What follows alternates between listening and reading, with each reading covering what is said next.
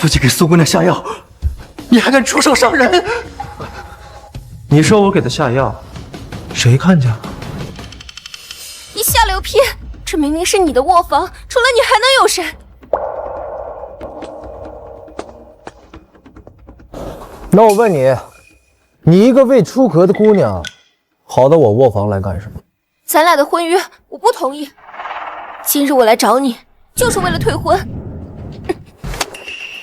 没想到你竟然是这样的烂人，竟指使人在我的茶水里下药。那你呢？你这常年不来我院儿，今儿怎么来了？我自是替苏姑娘担心，今日我要是不来，就被你这淫贼得逞了。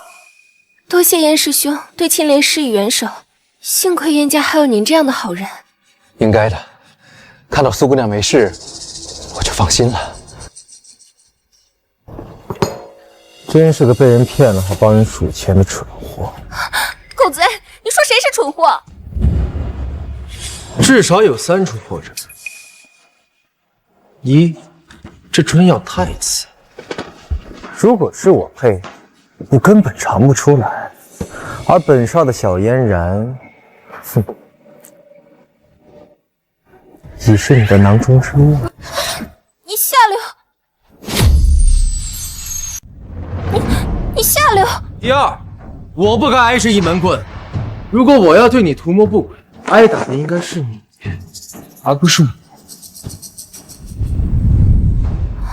是，若是他下的药，是挨着一棍子的，应该是我才对。第三，我府上只有一个丫鬟子，为什么送茶的是那个你的小厮？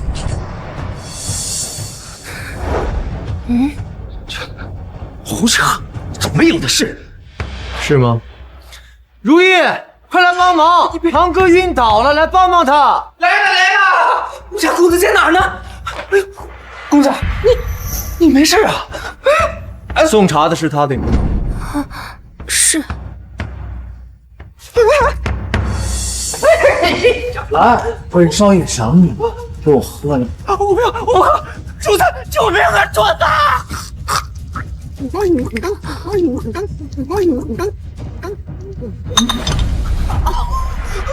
凉水，快给我凉水！会被这阴阳烧死的！堂兄，你这小厮都知道茶里加了什么，你说谁是幕后主使？你休得胡言乱语！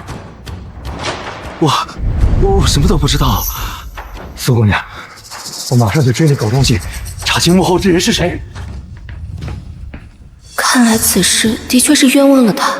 不过传闻中这嫣然木讷愚蠢，可今日一见，他竟然心思缜密，言语犀利，完全是两个人啊！你要的退婚书给你。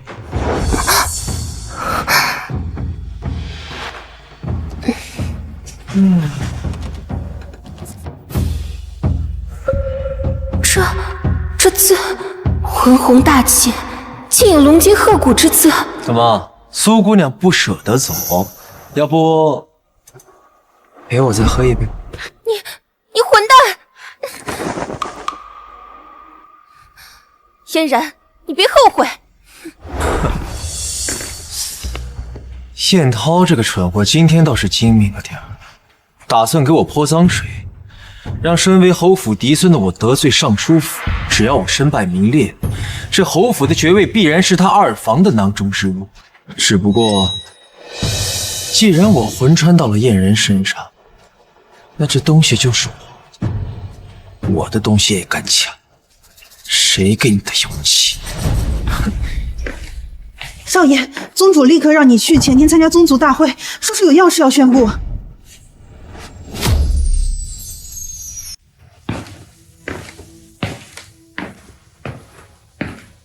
爷爷，孙儿给您请安了。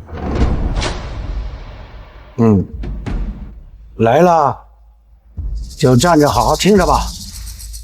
我老了，咱家这侯爵之位要选一个继承人，上报朝廷，你不合适。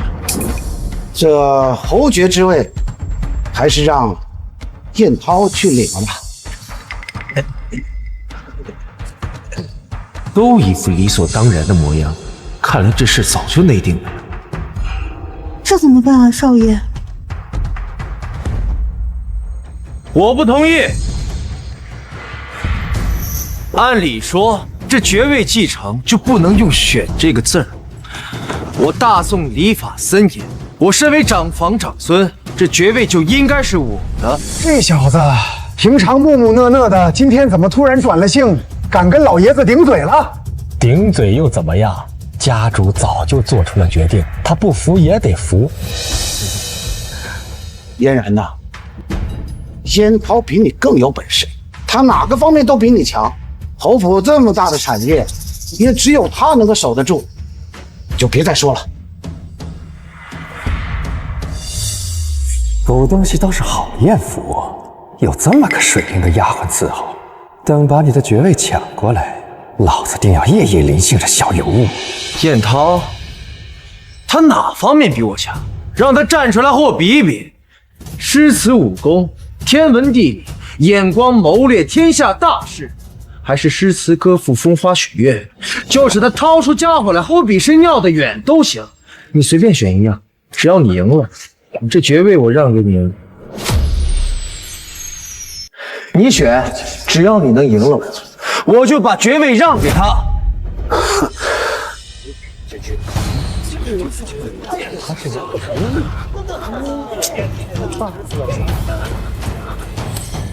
一个废物，你怕什么？上啊！好，我跟你比是吧？老子跟你比武功不错啊！这怎么还不上？这小子，就你这也叫武功啊？给你机会你也不中用。爷爷，您说对吧？就算你武功高又怎么样？出手就把堂兄弟打成重伤，凶残暴虐，私德不修。来，起来。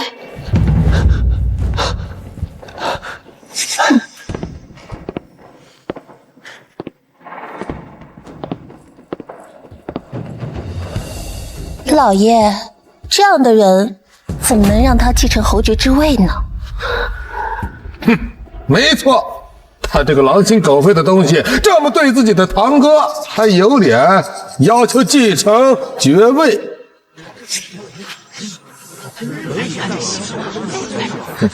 那好，如果我把爵位让给我的手足兄弟，二叔能不能把执掌侯府的财产让给我呀？凭什么？那我要爵位，财产归您父子二人，行了吗？那也不行。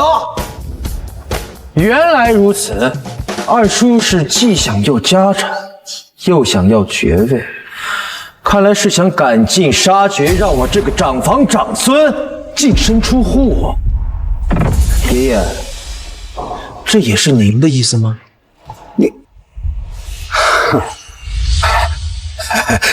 爹，我只是一时气急，我真没有这个意思。哎，刚才冬青姨娘说我私德不修，那我问问你，你这怀的是？当然是侯爷的幼子了，怎么了？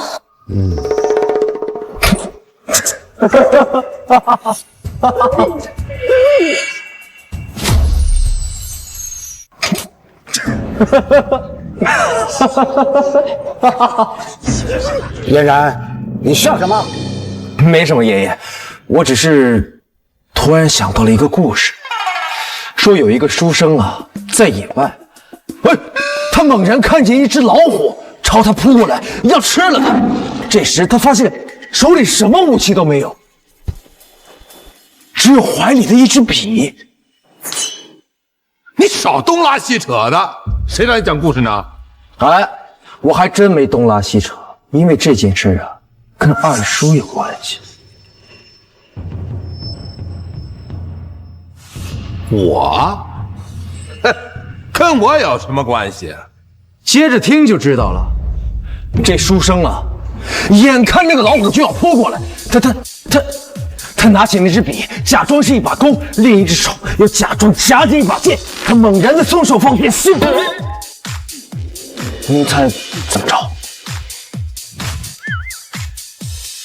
后面怎么了，少爷？那老虎头上还真插着一把剑，趴在地上死了。爷爷，您说这书生的剑法准不准呢？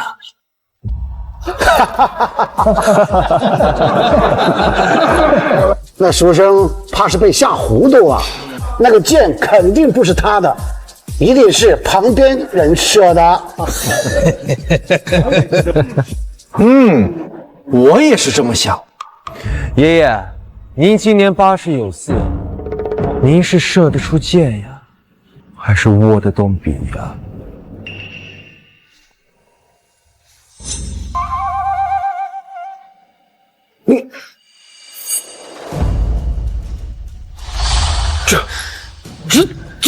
你少爷，我没听懂哎。没事儿，他们都就像你。我就说嘛，老爷子84了还能造人，原来是有人代劳啊！自嫁父者，这冬青姨娘呀，也算是肥水不流外人田了。老爷不是这样的，别听他别听他们胡说。家里商量继承爵位的大事，哪里有你这个贱婢插嘴的份儿？来人，把他给我插出去！侯爷饶命啊！侯爷饶命啊！侯爷饶命啊！侯爷饶命啊！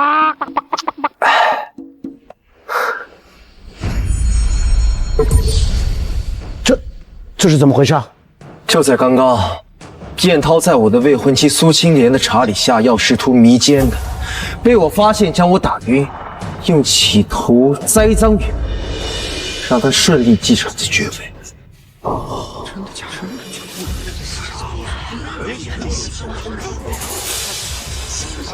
的？胡说！血口喷人！汤少爷，明明是你指使如意去下药的，后院的大家都知道。闭嘴，贱婢！你堂兄若是不服，我们可以叫如意和苏小姐前来，我们当面对质。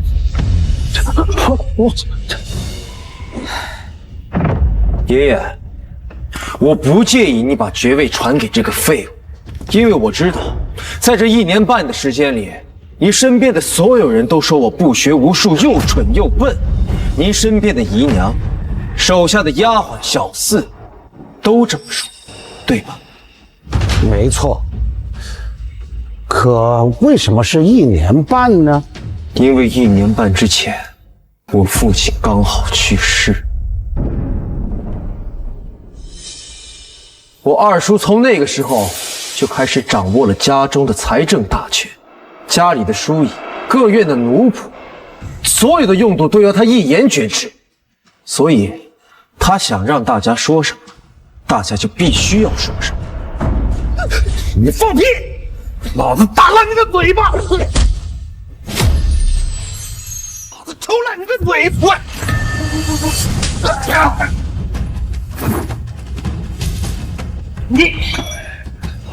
你敢打我？打你！信不信我把冬青送进官府严刑堂？不必说出让她怀孕的奸夫是谁。爷爷，这爵位我可以不要，这家产您爱给谁给谁。我可以养活我自己，若要功名富贵，我可以自己去取。只是我今天说了这么多，想让爷爷您明白一件事。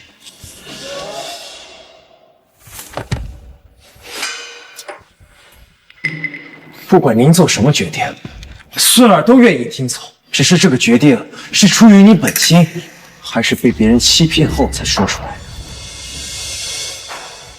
您虽然高寿，但我相信祖先的刚毅勇敢还流淌在您血脉里。您是燕氏的家主，大宋的武威侯，不该被别人欺骗愚弄。说得好！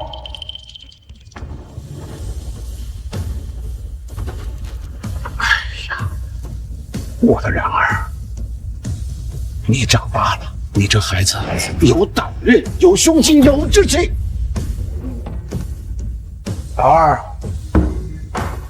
今后由我亲自掌管家里的事务，大事小事就不用你操心了。爹，这怎么能这样啊？我说的话不算数吗？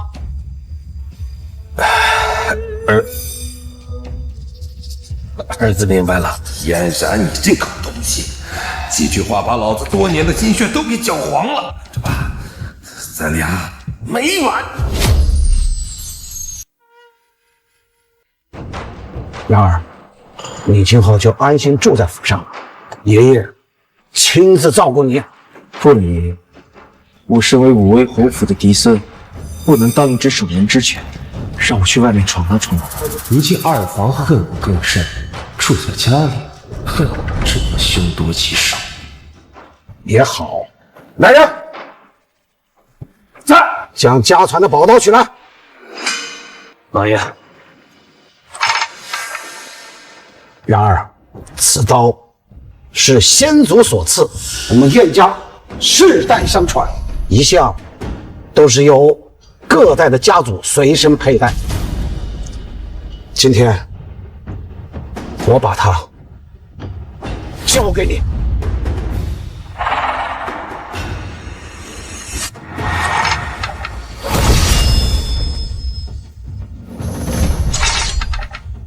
爷爷放心，孙儿必不辱没武威侯府的名号。好。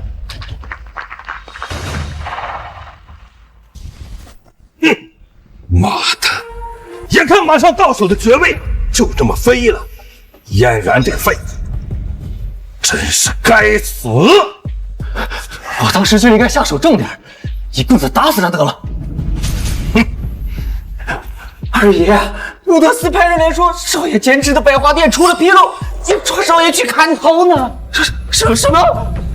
我爹！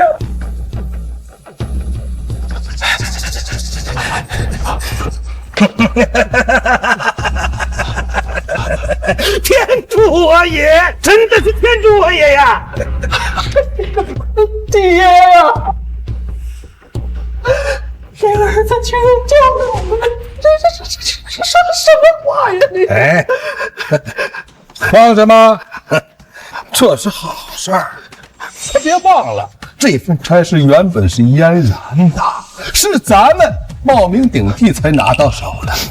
而你入职后便一直在百花店的工地，那伍德斯认识你之人是少之又少，他们根本就分不清楚你和嫣然的相貌。那您的意思是？他嫣然不是想拿回自己的东西吗？那就让他拿回去好啦。严校尉何在？可跟我去伍德斯领罪。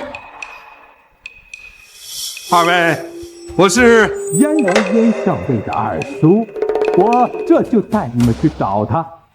爷，这些坏蛋，我要赶紧告诉少爷。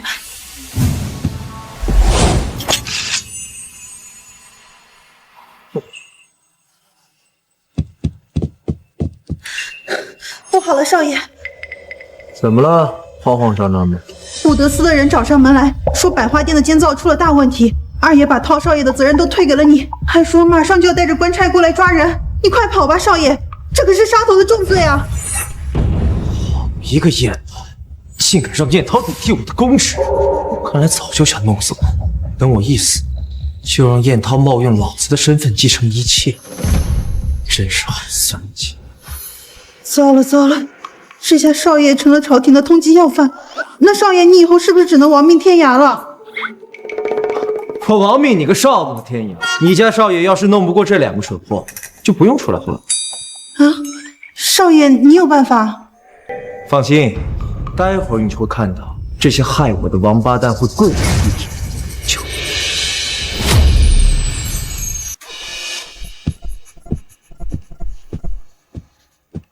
少爷，您让我买的东西我已经带过来了，可是二爷好像发现我了。要的就是他发现。你扶尔过来。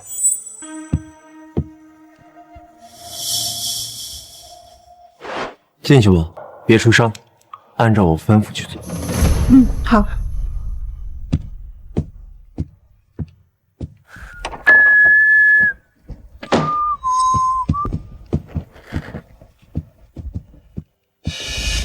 小子，挺能逃啊！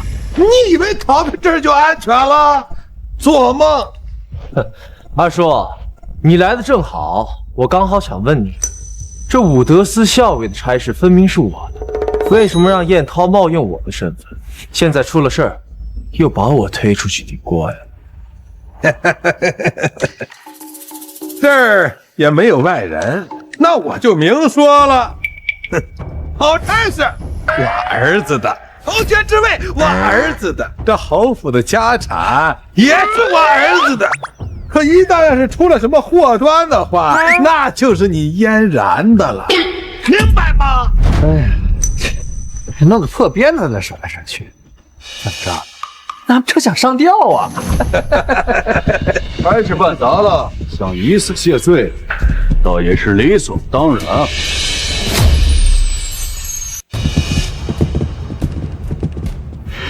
王司长，刚才的话想必你也听到了，是这个燕涛冒用我的身份，要追究责任的话，应该找他吧。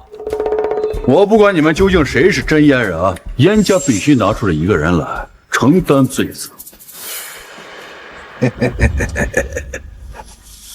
哎，黄司长，想想意思，不成敬你，还请您为我武威侯府清理门户，日后必后谢啊！好，由燕家人做人证，你就是监造百花店不利的燕人，把他给我拿下，如有抵抗，就地正法。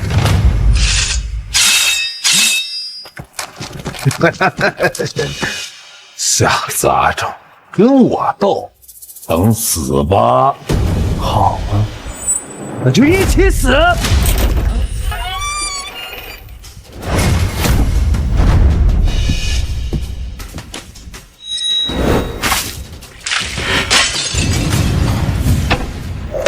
是油，那剑壁泼的是油，你们想干什么？不好意思啊，让你们失望，我不是来上吊，我是来放火。嫣然，我烧了这百花店，你是不是疯了？叶校尉，这可不能烧啊！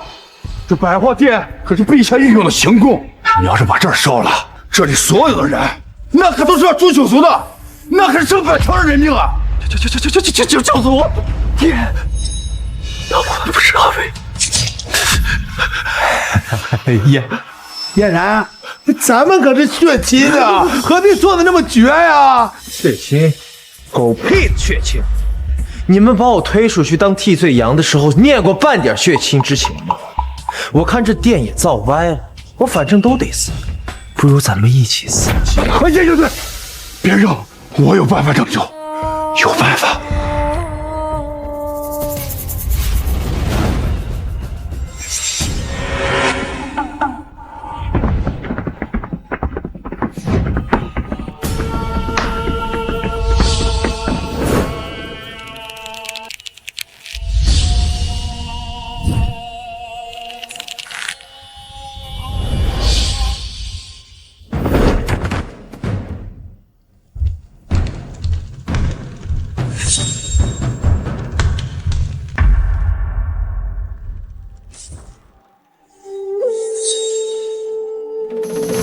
这位官爷，我的手可不像我少爷一样稳。如果你给不出合理的解释的话，我这手一抖，可就把这儿都点了。是这样的，这百花店啊，本来没什么毛病，但是我看你那个堂哥如此废物，我就私自让工匠只给西边打了起子，东边的眼角就低了2寸。我本来想用这个理由讹上你们燕家一笔，但谁成想，你这个真嫣然有勇有谋，如此英雄，能不能修复？叶兄弟你放心，让工匠给东边打上起子，立马就能平。你这马屁拍得不错呀，看人也挺准。燕涛确实是个废物，连偷袭都玩不了。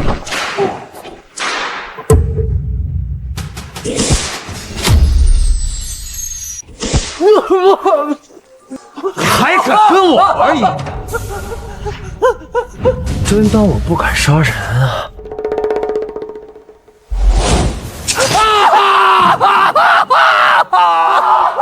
一路，等我砍了这个畜生的脑袋，你就扔火折子，我们就一起死！嫣然，我的好侄儿，二叔错了，二叔求你别动手。真是绝世好人，我怎么就把他得罪了？认错就要有认错的态度，跪下。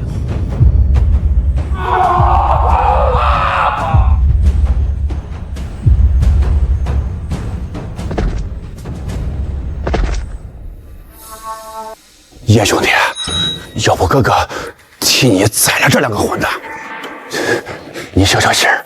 哼，你这个贪得无厌的司城才是始作俑者，你自己没点数？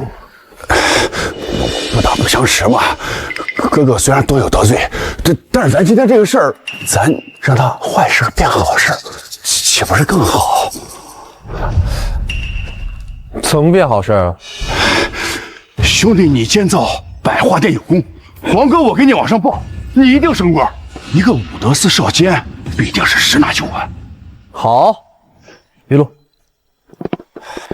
你把谋害我的罪证写下来，签字画押，我就相信你。我这要是写了，这岂不是一辈子又把柄在你手里边了？你要是不写，我怎么相信你事后不会报复我？一路，让我写。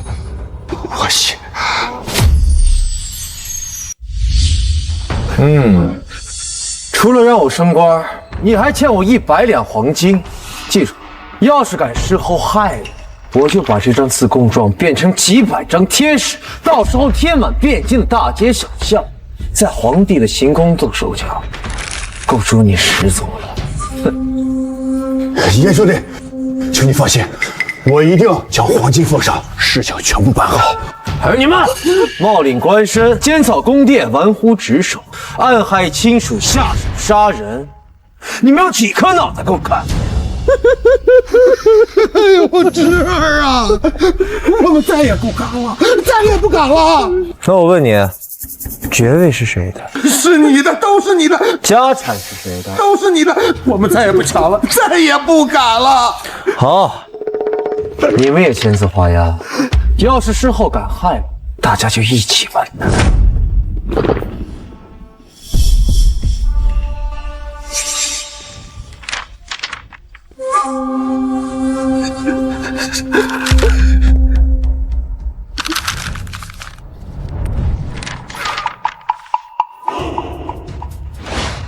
签好了就滚啊！留下我请你们吃饭吗？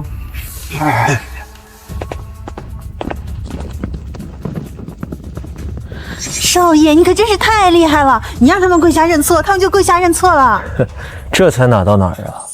武德司有监察百官的职能，在这个司城手上，也只能是明珠暗投。你家少爷必须把他抢到手，这样才能帮我横扫仇敌，替我快一展恩仇。我这小丫鬟现在都这么大，少爷，你往哪里看呢？讨厌！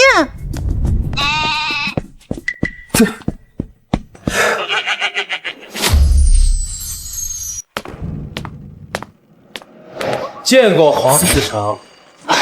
严兄弟，你可终于来了。那百花殿已经修缮完毕，你的报功文书也都递了上去。哎呀，那真是多谢司城大人。脑后的伤好点了没有？这是哥哥的一点心意。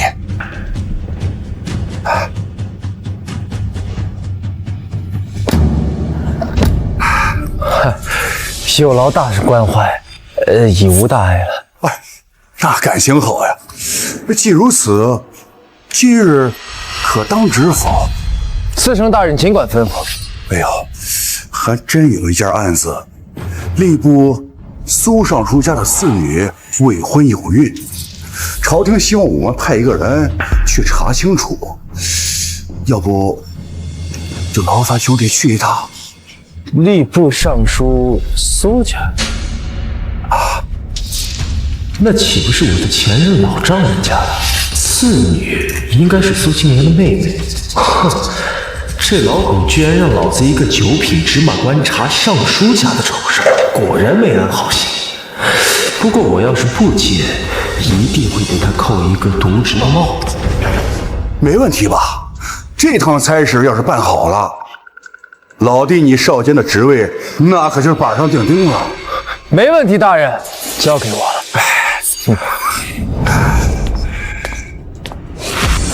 小杂种，以为老子的钱就这么好拿吗？这趟差事要是办不好，不死也得扒一层皮。谁也不许说出去，知道吧？麻烦通传一声，武德寺的晏然求见苏尚书。武德寺晏然，你还要不要脸啊？我们尚书府已经和你们晏家解除了婚约，这也没有丝毫关系，你也敢上门来纠缠，真是癞蛤蟆想吃天鹅肉，想瞎了心啊！你听清楚，不是武威侯府的晏然，是武德司的校尉晏然。那又怎么样？再不滚，信不信老子？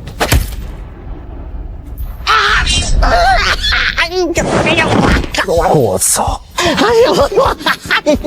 你还敢打人？你们还能干什么？给我打呀！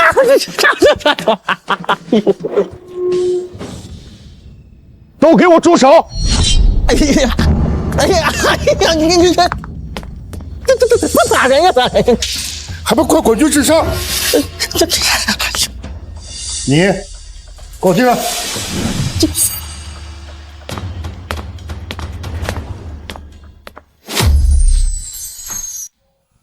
谁给你的胆子，敢打我尚书府的管事？我是为了公务而来，贵管家身为下人，不回禀、不通传，也不怕误了尚书的事儿，所以晏某替您管家。公事？你一个九品蝼蚁，还配和我二品尚书谈公事？我不配。那10年前，身为吏部一个普通官员的你，又有什么资格和当时如日中天的武威侯定亲？彼时你一心高攀权贵，现在看我失时又落井下石。苏尚书，你哪来的脸皮瞧不起我呀？放肆！那也比不过苏大人2位女儿放肆。前有大女儿苏青莲不知廉耻，孤身跑到我侯府来。后有二女儿苏玉柳未婚先孕，这事连我家司城黄大人都知道。我武德司素有监察百官之职，要是你心里有鬼，趁早把我撵出去，省得小爷看见你们恶心。黄滚人奴才，仗着有监察百官的权利，竟派着伶牙俐齿的废物来消遣老夫。算了，且忍这一回，以后再找机会收拾他们。好，既然你是武德司公派而来查案的，那就请你在这儿好好待着，但请你守好规矩，否则饶你不得。爹爹，这狗贼怎么追到咱家来了，还不把他赶出去？要不是公事指派你当我愿意来了，还有尚书府就是这么待客的，昨日你来我府上还有茶喝呢，怎么到你这连个热水都没了？你登徒子！好了，消停一会儿。上场，他是武德司派来查案的。他个废物能查什么？爹，我把神眼玉观音请来了，有红笑姐姐在，今日定能还妹妹清白。有红笑姐姐在，今日定能还妹妹清白。哦，这位就是沈神母啊，久仰。见过苏尚书。好，那今日就请沈神母还有燕校尉查一查吧。府中与小女有过接触的人，马上就到，还请二位稍等片刻。敢不从命？姐姐，他就是那个死色鬼嫣然。昨日我刚退婚，他又跑来搅扰胡闹，讨厌的很。你一会儿找机会给他踢出去。此人神态沉稳，不急不躁，看着不像急色之人。他最会骗人了，姐姐你相信我，一定要给他踢出去。好，好，好，我真是拿你没办法。那待会儿我想办法。我就知道姐姐最好了。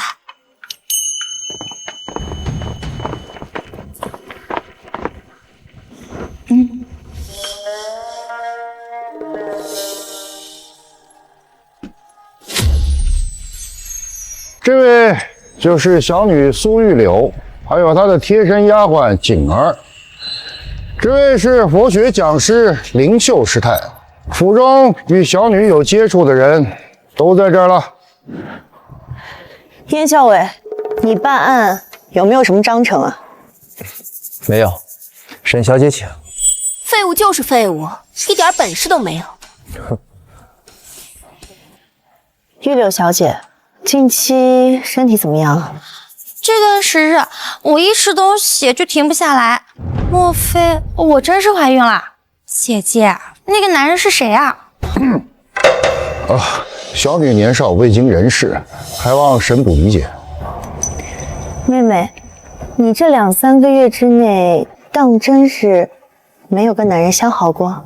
没有，我连府门都没有出去过。不过我打秋千的时候游得高了，倒是能看到府外。可是这么远也不能怀孕吧？抱歉啊，在下没有恶意。这么远的距离能让人怀孕，在下虽然是天赋异禀，也没那个本事。就算有啊，也不能对二小姐试试。你说是吧，青莲姑娘？你不会探就别添乱。行，我不说话行了吧？那玉柳妹妹，你这3个月之内可曾见过其他男人？有，2个月前在尚书府夜宴。果然是那次夜宴出的事情。伯父可否详细说明？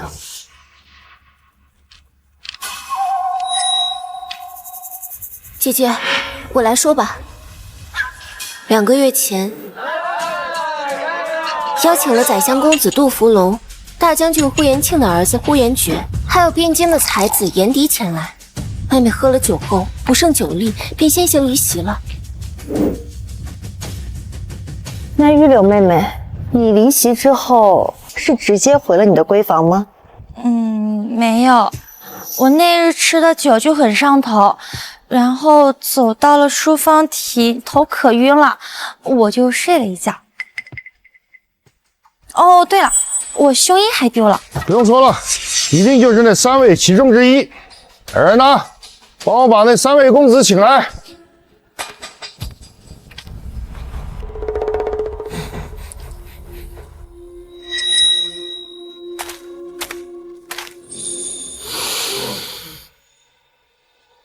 当徒子，你干什么啊？玉柳小姐用的香粉挺润啊，聚春堂买的。对啊，混账！你怎敢当着本官的面轻薄我的女儿？来！上书且慢。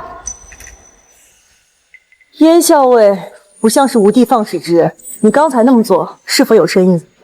没什么深意，单纯是鄙人之极，好色而已。红秀姐，我就说嘛，这死色鬼就是过来捣乱的。那燕校尉是否觉得案犯就在那3个人当中？人还未到，此时下结论为时尚早。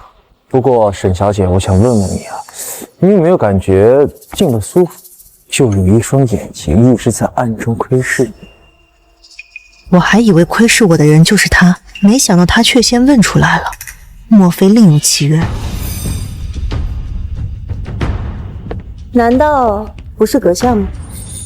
我看美女向来是光明正大，多角度、多维度的看，偷窥1-2眼，岂能满足本少？燕校尉倒是坦荡，我相信你。那到底会是谁在窥视我？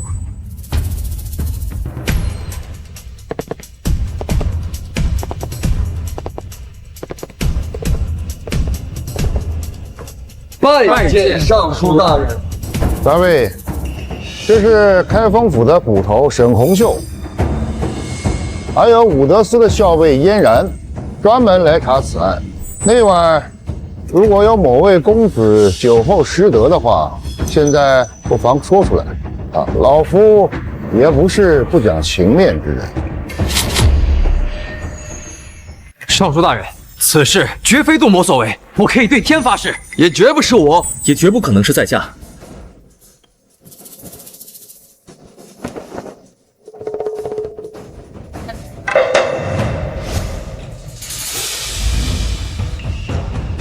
还有谁记得当晚在酒席上3位公子是否有离开过？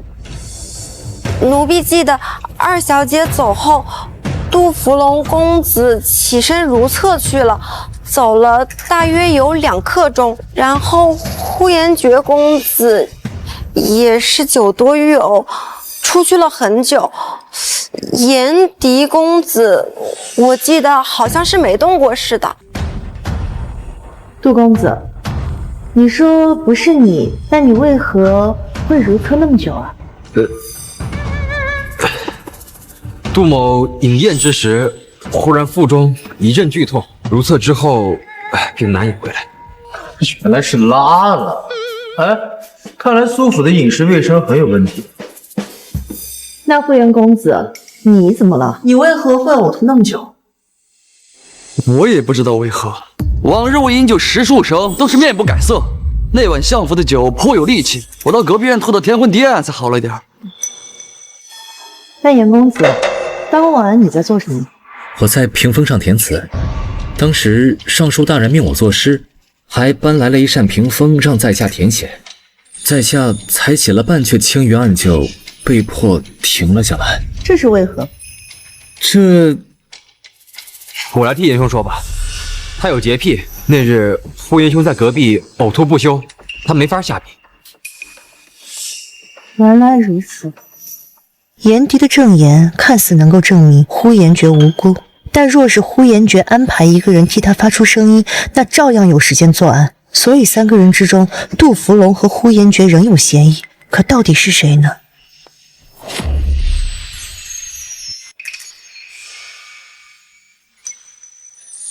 燕小伟，事到如今，我已经没有办法再向前了。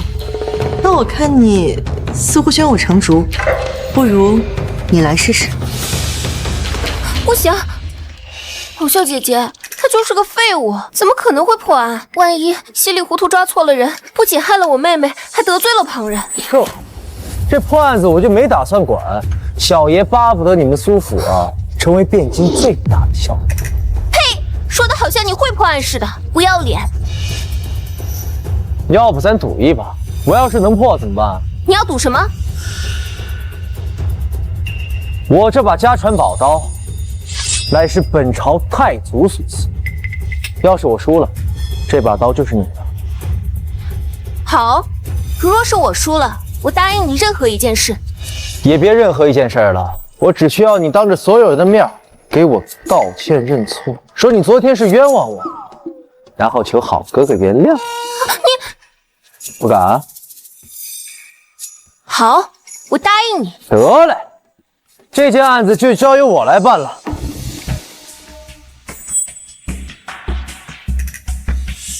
我说你这个九品芝麻官有这个能耐吗？不错，沈小姐可是大名鼎鼎的神女玉观音，连她都没办法。你又为什么能破局？你们只管看就是了。不过在破案之前，我还需要一件至关重要的道具。什么道具啊？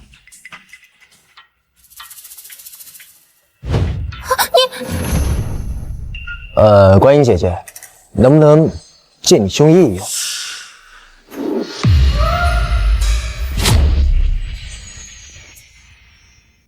放肆！成何体统！你要死啊，狗贼！爹，你还不找人给他赶出去？我说你小子是活腻了吧？居然敢调戏沈神甫！无知的蠢材！你可知道沈小姐的父亲乃是当朝国师，你有几个脑袋够看的？既然这个案子交由我来办理，那我自然就有要他的道理。红袖姑娘，可愿沈痛割爱。你当真能抓到凶犯？若是不能，燕某的大号人头奉上。好。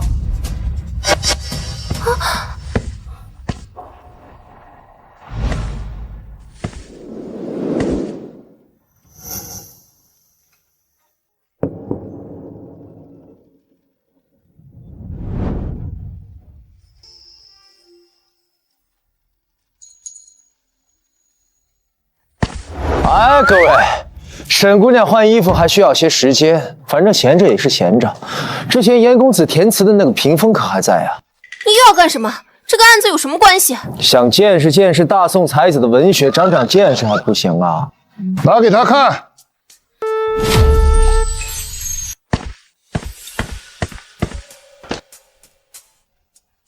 一夕烟雨满屠苏，画桥远，月如初。小窗湿成又几幅，杨柳垂遍，孤舟苦渡，望断天涯路。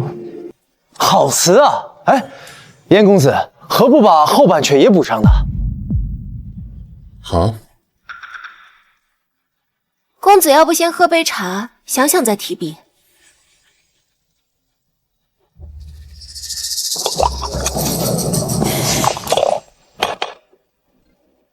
田校尉，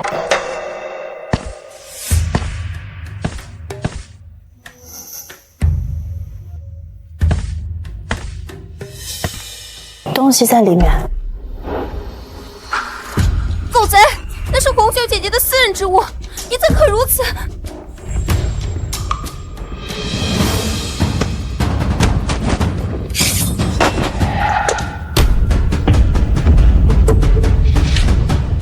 你干什么？救命啊！孽障啊，孽障！大庭广众做出如此丑事，来人呐，给我拿下！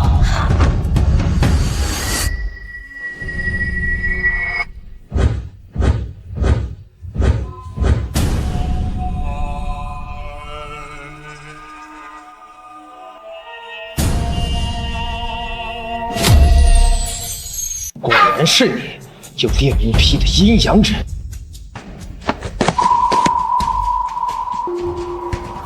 玉柳，那不是你的胸衣吗？对，怎么在他身上？朱尚书，这个所谓的师太就是作案者。他这种阴阳人，既是男也是女。下面有2套兵刃，男人那套还可以缩到肚子。那他怎么没有收住他的刀刃呢？你打我做甚？沈捕头，事急从权，还望谅解。只有你这神眼玉观音的贴身之物，才能调出这淫僧的滔天罪。没什么，只要能抓住坏人就行。所以，你刚才在闻玉柳小姐和她身边人的气味，不是为了轻薄，而是为了找出真正的凶犯是谁。大多数尼姑身上只有寺庙的檀香味，而她身上的味儿和二小姐的玉春堂香粉味一样，且浓度甚至还超过了二小姐的贴身腰，这说明她身上一定有二小姐的贴身之物。再加上二小姐之前胸衣丢失的事实，她就是那个趁着玉柳小姐醉酒将其玷污的恋巫癖阴阳人，而且之前一直在背后窥探你的也是她。你这狗贼，亏老夫还对你以女相待，让你教我女儿活学，你该死啊！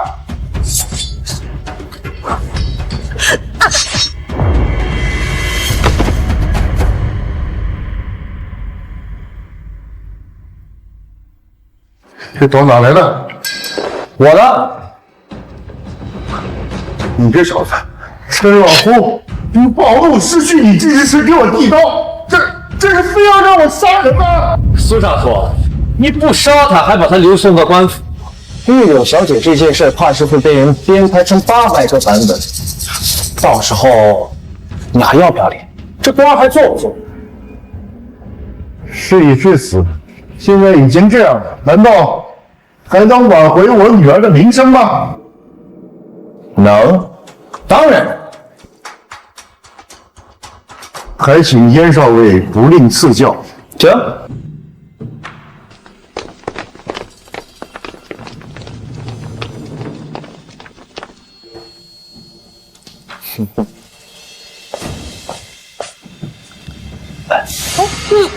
这块玉是二小姐出生就含在嘴里的。你胡扯什么？这明明是妹妹去年生日，我娘亲买给她的。你闭嘴！我说是出生带的，你们对外就必须这么说。哎，青年，住嘴！二小姐前世是一株绛珠仙草，而她的情郎是女娲补天石的一块补天石。后来这块补天石化身成了神瑛使者，在天界日日浇灌这株仙草。这株仙草也感念她的恩德，化身成人形之后，在心中发愿，要用3生3世来报答这位使者的恩情。这好像还是个神话故事啊！这个小子，葫芦里到底卖的什么药？当时的神瑛使者呀，也把补天石的一角送给了仙草作为信物，就是这块玉。后来两人呢，双双投胎转世，来到了咱们大宋。仙草就是携月而生的二小姐。二小姐做了一个梦，梦到了神瑛使者，于是想起了他们前世在仙界的情感和事业，由此感怀有余。这小子真是吃竹子拉竹筐，太能编了。而在汴京的另一头，那位神瑛使者转化的情郎也做了这个梦，于是来到了苏府，见到了苏小姐。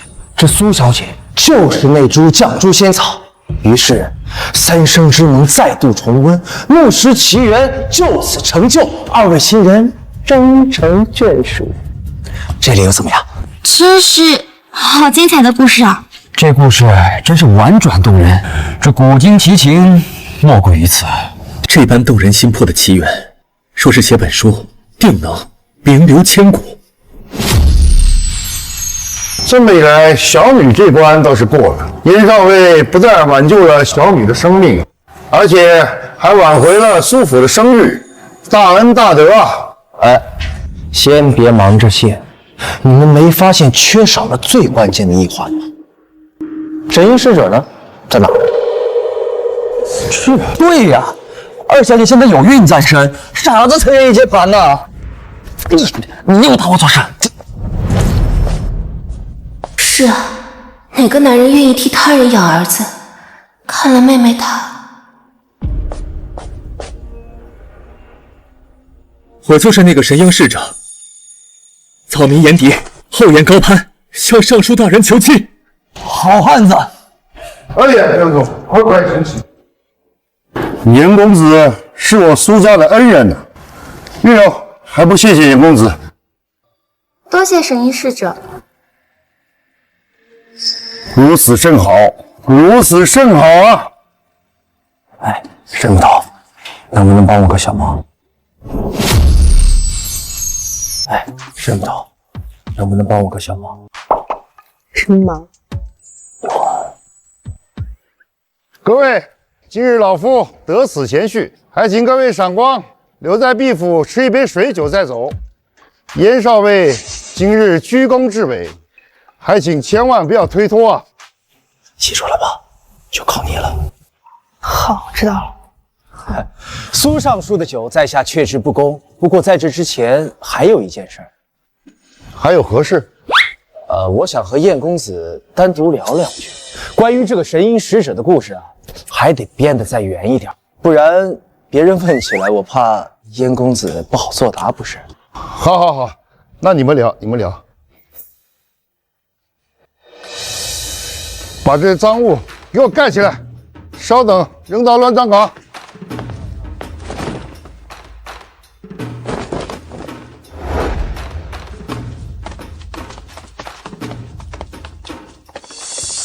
严公子，咱离这家伙远点，有点渗人。我也是如此想的。严兄，请。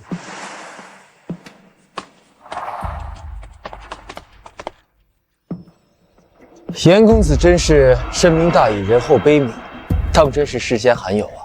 哪里，燕兄过奖了。其实灵秀失态，慎心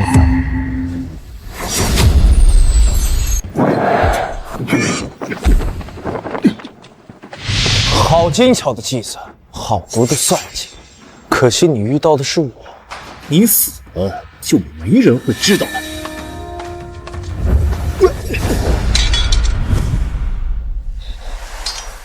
给你机会，你也不中用啊，大才子。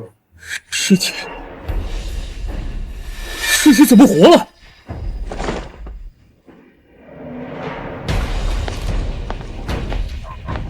自以为是的蠢货，谁是尸体啊？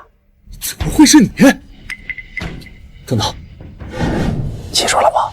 就靠你了。好，知道了。原来刚才你就发现我不对劲，所以才让这女捕头装尸体抓我。错，从你进入苏府大门的时候，我就开始怀疑你，或者说，包括苏尚书在内的所有人都没有脱离我怀疑的名单。我可真是枉称神探了，没想到这居然是个暗中案，而眼底你才是主脑。燕小伟，你可真是智多而近妖。我谋算多时，竟栽在你手里，狗东西，我不会放过你的！不是，人把他弄晕了，待会儿怎么招供啊？别着急，因为你现在看到的只是真相的一半，接下来就是揭开另一半真相的时候。燕校尉，沈捕头，这到底是怎么一回事？既然各位都有疑点，那我就详细说说。在大家向沈捕头讲述案发过程时，我发现这个案情至少有3个疑点。3件，我可一件都没发现，这家伙还真是敏锐的可怕。第一，呼公子说自己酒量很大，可赴宴当天他分明没喝多少酒就已经吐到稀里哗啦。第二，杜公子突然感觉腹内不适，苏大人、苏尚书家里的酒食应该很难发现那些不干净的东西，他疼到如此厉害，里边肯定有蹊跷。还有一条呢。第3个疑点就是你妹妹睡到了淑芳亭。二小姐虽然是不胜酒力，一喝就多，但就算晕得再厉害，也是酒后的头晕。这种程度的昏睡，如何也不至于被人玷污了，她还不行。这每一件事情单拎出来，都是一件非常不起眼的事情，但放在一起又是明显不过的漏洞。可恶，我居然没反应过来。把这3件事放到一起，就说明有一个人在他们3个人酒里放了3种不同的药。能做到这一点的，恐怕只有苏尚书宴会当天斟酒的侍女才行吧。原来如此，我这就把他们抓来，一个个拷问。不必这么麻烦。玉柳小姐，这个银僧灵秀最早是谁给你提起的？又是谁说她佛法精深的？是锦儿。那日宴会上给2位公子和我妹妹倒酒的也是锦儿。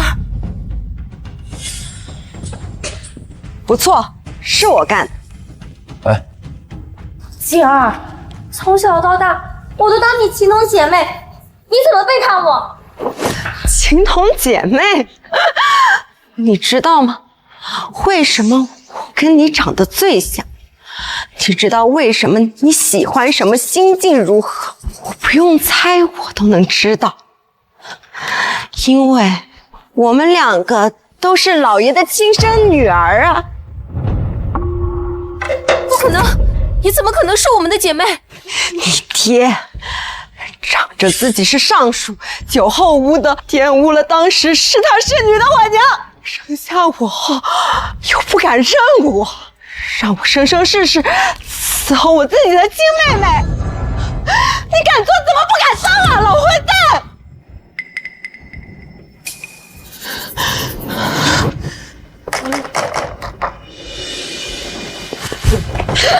把他给我带下去！不让你们动手！无耻老贼！我就算是死了，化成鬼也会找你索命的！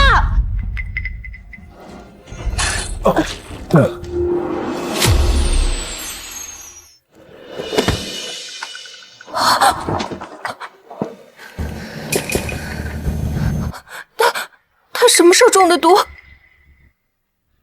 身上根本没有藏毒的器物，这说明锦儿她早就服毒了，她压根儿就没想着活着，只是为了报复。苏尚书，男人嘛，管好自己的下半身尤为重要啊！赶紧抬走！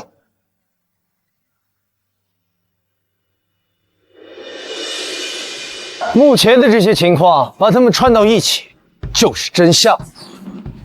丫鬟锦儿因为不满身份，心怀怨愤，被炎迪利诱成同谋，同时介绍了阴阳人银僧灵秀给二小姐。于是，在夜宴当晚，计划就开始了。炎迪分别给锦绣3种不同的毒药，让杜公子腹痛，严少爷呕吐，二小姐晕眩，随即带着昏昏沉沉的二小姐来到了书坊亭。是，小姐您稍等，我去给您打点水。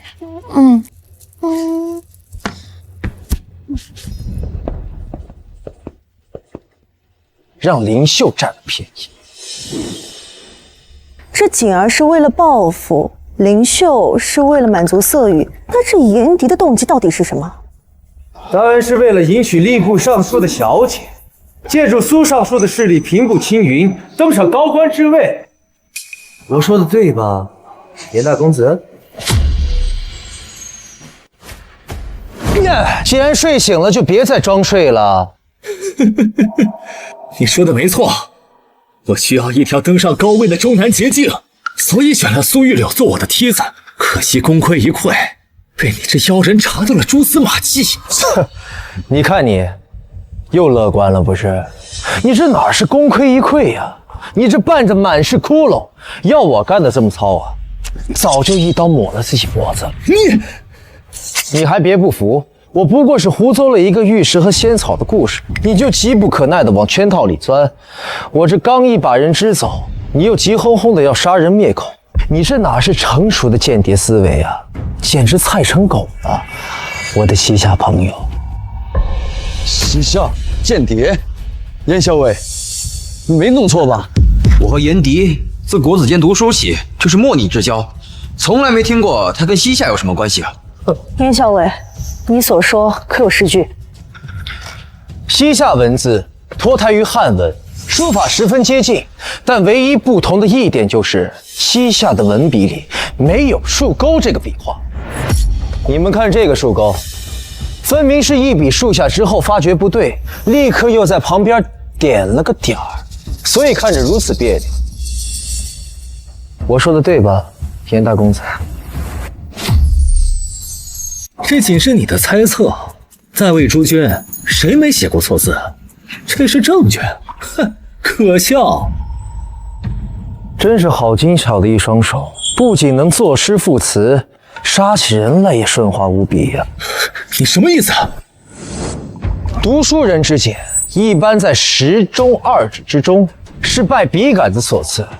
你不仅有笔简，还有一个横穿拇指、坚硬如角的茧子，这分明是常年拉硬钩，弦所咬出来。严公子，你读得圣贤书，却还是改不掉草原的烙印。这只是我文武双全，尉迟恭又怎么了？你我同窗多年，我从未见你用过功，你到底在隐瞒些什么？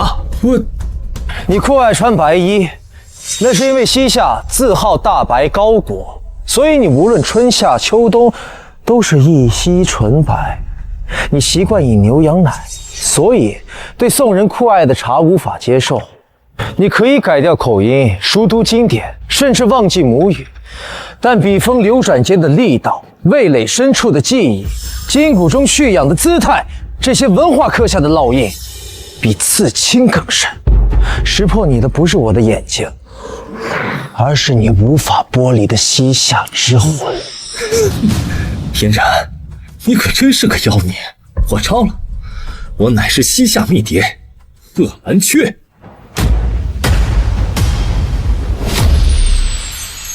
你这西夏狗贼，亏我还想把女儿许配于你，这要真的让你得逞，进了朝堂中书，陛下不得诛我苏家九族！你们那朝堂之上，朽木为官，君昏臣庸，终有8号河山洛特尔等蛆虫手中，真是可叹可惜。狗蛮子，还敢嘴硬，信不信我割了你的舌头下酒？呼延兄息怒，此人既是西夏密谍，那他肚子里一定有不少秘密，不如先逼问出他有无同伙，再大宋进门。想知道我肚子里的秘密？好啊，让我写完下半句，我就全都说出来。这要何难？那你就写。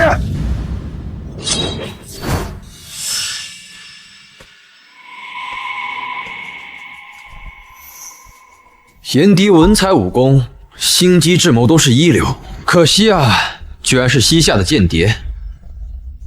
可惜以后看不到这么精彩的诗句了。哎，怎么还不动笔呀？莫非等着毒发身亡呢？哦，忘了告诉你了，就在你被我踢晕的那会儿啊，这支笔上的毒已经被景儿吃光了。你现在舔来舔去，舔的都是他的口水。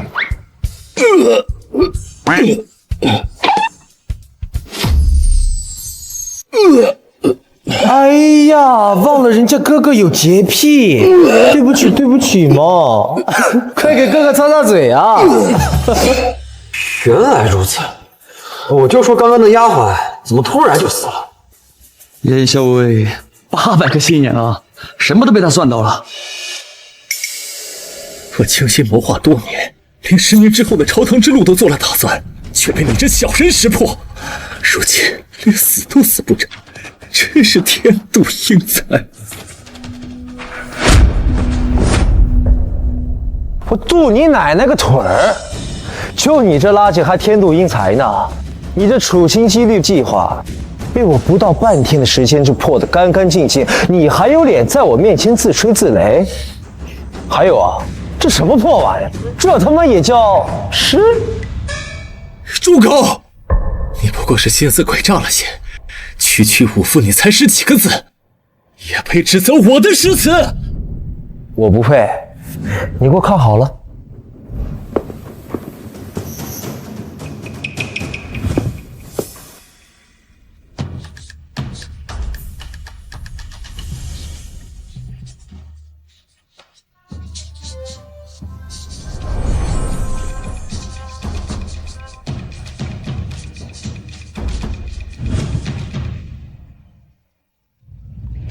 飞云冉冉横高木，彩笔新题断肠句。试问闲情都几许？一川烟草满城风絮，梅子黄时雨。好词，好字啊！好一副深情的肝胆心肠。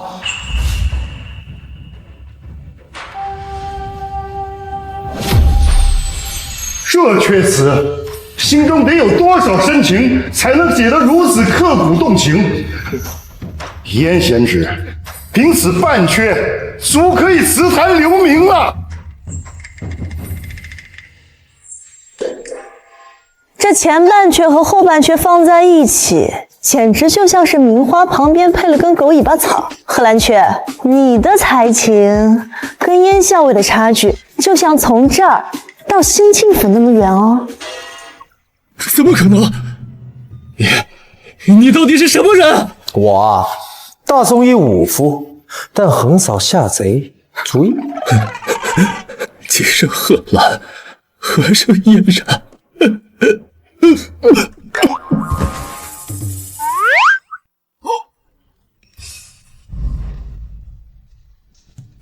没死，只是被打击的太大，晕过去了。没死正好。这样抓起来审问就简单了。来呀，拍下去！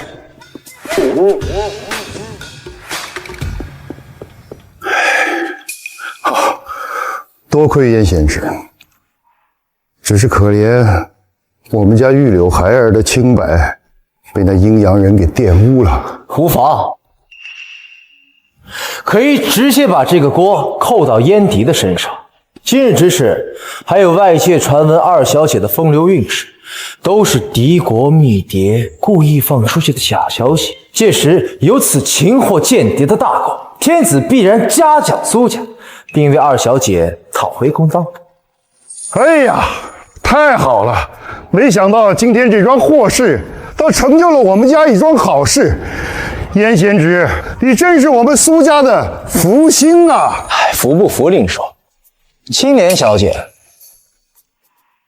你不会忘了咱们之间的赌约吧？青莲小姐，你不会忘了咱们之间的赌约吧？啊，我啊，想来账？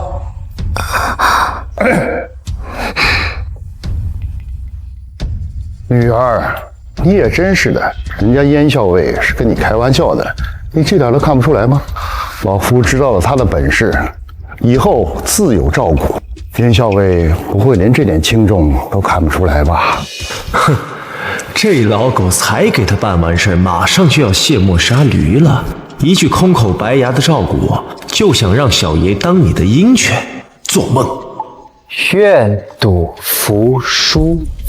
吏部尚书的千金不会连这点粗浅的道理都不懂。燕校尉，苏大人是6部之首的吏部尚书，你别犯犟。就是，给你台阶你都不知道下，你这人怎么这么混蛋？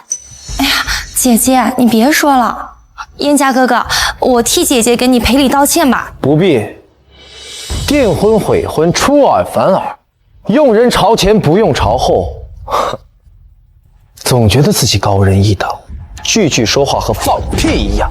皇宋第一厚颜无耻世家，你们苏家当之无愧呀！居然当众打吏部天官的脸，这俨然真是勇吗？好汉子，我是真服啊！我之后定然要和燕校尉好好结教一番。你站住！好，我认错，你们所有人都看好了。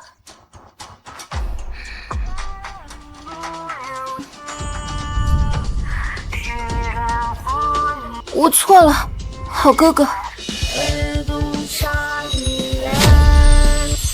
我错了，好哥哥。你错哪儿了？什么？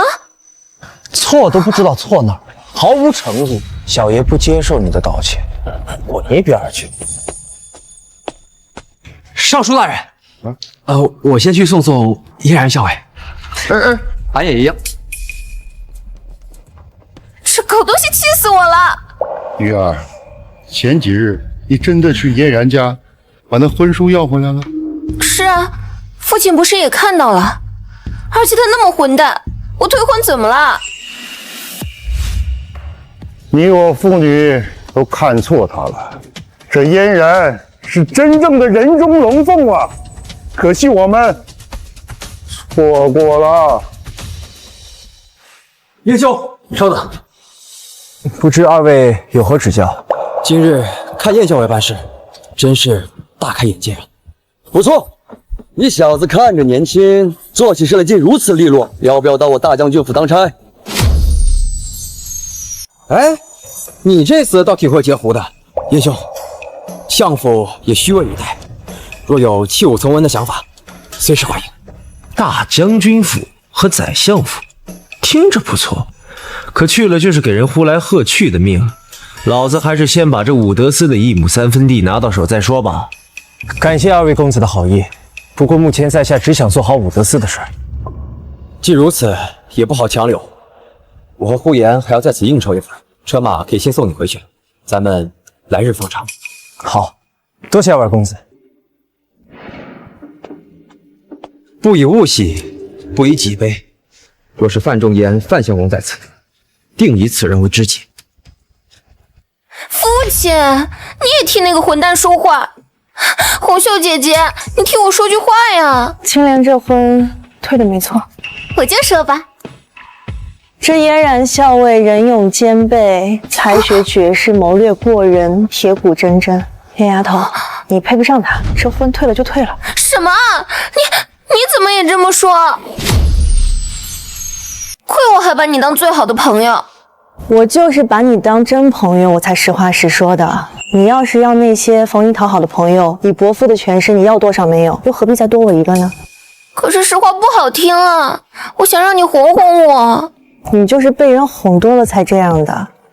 以青莲你的性子，嫁给嫣然之后，一定想着怎么摆布他。可到时候你试试，人家有多少手段能治得你死去活来，你怎么办？红秀，今天你也辛苦了，小女不懂事，今天你就好好休息吧，回头我一定好好管教。伯父言重了，红秀今天还有事情，先告退。爹，他们所有人都一起欺负我，你也不帮我说话。闺女啊，今天如果不是嫣然，就会有一个西夏的间谍成为你的妹夫，你、我、你妹妹还有你娘，都会被人算计，甚至残杀。说嫣然是我们的再造之恩，也不为过。可他也不能如此折辱我们呀。他那哪是折辱啊，是宁可故作狂妄拂袖而去，也不愿成为我的门下。这金陵岂非池中之物？难道我退婚真的退错了吗？哈哈哈哈！好词，好词啊！这嫣然当真不凡，是个人物啊！父亲说的是他办案的能力。那您说的是他这半阙清暗的文采？哎，都不是。我之所以说他了不起，是因为他懂得抓住时机，乘势而起。这种人无论中间，都会成为搅动风云的人物。你好好结交他，未来必有用。是，父亲。今日午后，我就是用相府的马车送他回去的。啊，哈哈哈，很好，不错，做得好。想必不久之后，圣上也会有兴趣见一见这位半阙诗词动变经的才子啊！哈哈哈哈哈。是，父亲。大人，燕校尉刚来交还差事，说尚书府的事已经解决了。怎么可能？他怎么敢去碰那种丑事？被人暴打一顿扔出来那都是轻的，命丢在尚书府那都是有可能的。他怎么可能会安然无恙呢？小的不敢欺骗大人，而且燕校尉刚刚来的时候坐的是相府的马车。相府？顾相爷亲自派人送他出来的？千真万确啊，大人！完了，这小子以后动不得了。谁说动不得？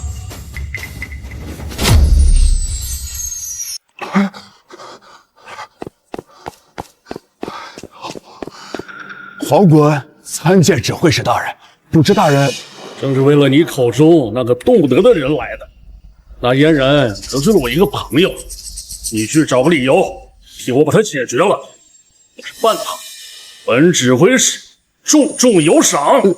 大人明鉴呀！那嫣然虽然只是个校尉，但狡诈蛮勇，不可小视啊！更何况，如今已经入了杜相爷的眼，如何能擅杀朝廷命官呀？哎，谁让你无故杀人？那桩12连环凶杀案，不是让朝廷上下都很头疼。你带着嫣然去办，然后在办案过程中找个过错，把解决了。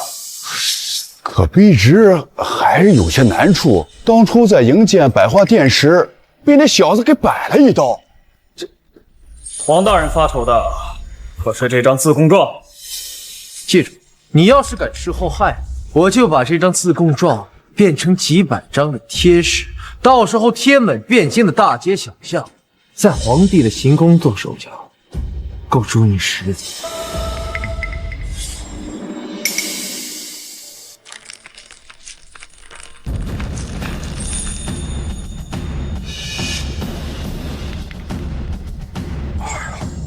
正是死物啊！当初就是嫣然那小子背着本官写的自供书呀。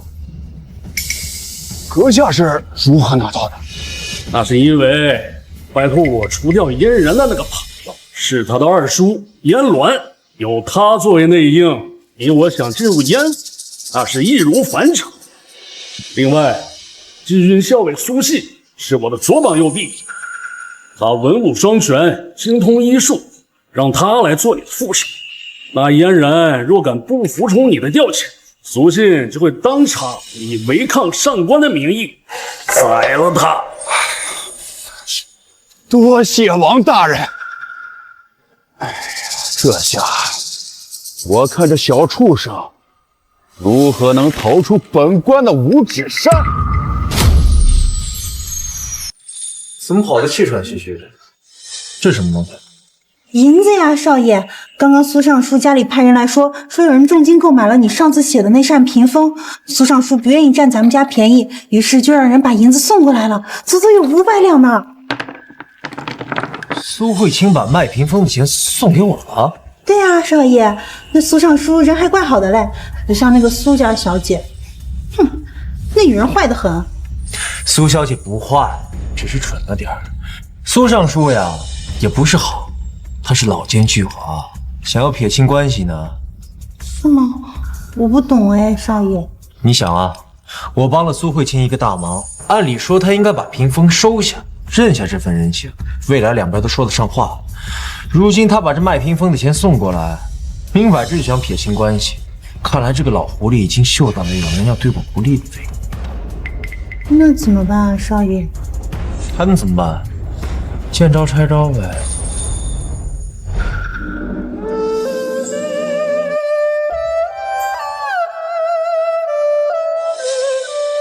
小丫头老实点。打雷了，因为我好怕。少爷不会要赶我走吧？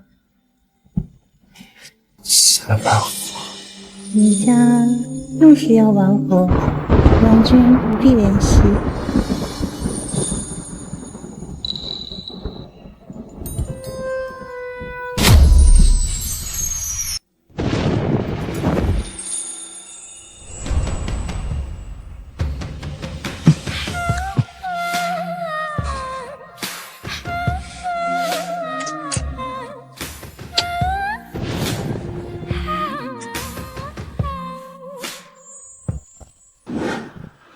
哎，对了，雨茹，之前猛滚的自供状放哪儿？在书桌旁的抽屉里。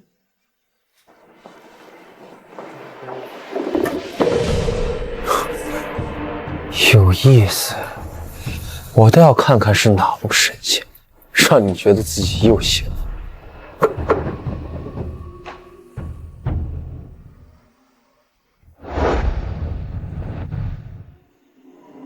哼。见过司城，你就是嫣然，那首《清源案》就是你写的。司城大人记性不好，连自己属下都不认识了。不对，是你写的那就没错了。你勾结西夏间谍，诗词唱和，竟然还敢来我武德寺叫嚣，简直是胆大包天！来人呐，把他给我抓住！是个高手，黄滚之词准备的倒是充分。且慢，你说我勾结西夏间谍，可有证据？之前那个严迪就是以文采风流闻名汴京，你不也是一样用半首《清源案》搅得满城风雨？你和之前那个严迪行事如此相似，你还说你们不是一伙的？真是欲加之罪，何患无辞？本官说你是奸贼，你就是奸贼。如今你手上已没有任何能够威胁到本官的东西。哼！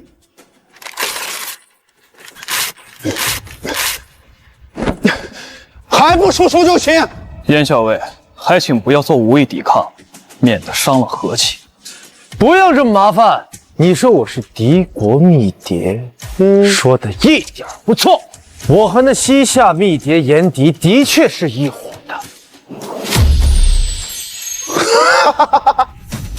果然如此啊！本官就知道你这贼人啊，不是什么好东西。给我抓住他，好好审。不用，我是如何通敌叛国的，不用你审问拷打。来个文书记录供词，我这就原原本本的告诉你。哼，文书把他说的好好给我记录下来，不许有任何遗漏。你可以招供了。那你可听好了，那天我们正在商量如何发动兵变反叛朝廷，严敌是西夏过来传令，我们的首领正是当朝吏部尚书苏慧清苏大人。你说什么？还有，当天在场的还有2个反贼：宰相公子杜伏龙、大将军呼延庆公子呼延觉。怎么不写了？写呀！全部给我记录在案。黄大人，这该如何记啊？这。严敌为了验证我们的身份，还说出了暗语确认。他说：“地震高岗，一脉西山千古秀。”苏大人对的是“门朝大海，三河河水万年流”。严敌又问苏大人，说着红花亭上几炷香。苏大人回的是：“停，赶紧停下来！”怎么，黄大人不打算抓我这个敌国密谍了？既然你们不敢管，那我就去大理寺投案自首。严小伟，严小伟，严兄弟，适才相戏耳，何必当真呢？黄大人，怎可以拿公事相戏呀？我还是不接受，我这就去大理寺。严校尉，我们之所以如此做，是因为吏部已经下了批示，升任你为武德寺少监，因此黄大人是想借此对阁下进行忠诚测试，还请燕少监海涵。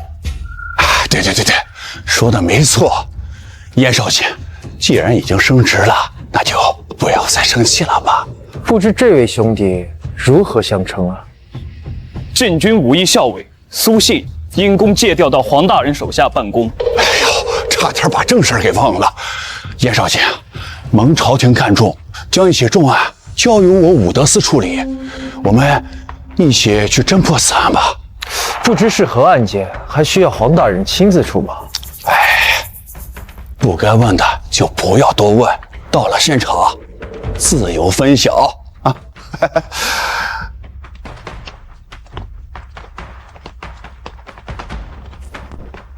我倒要看看你们葫芦里到底卖的什么药。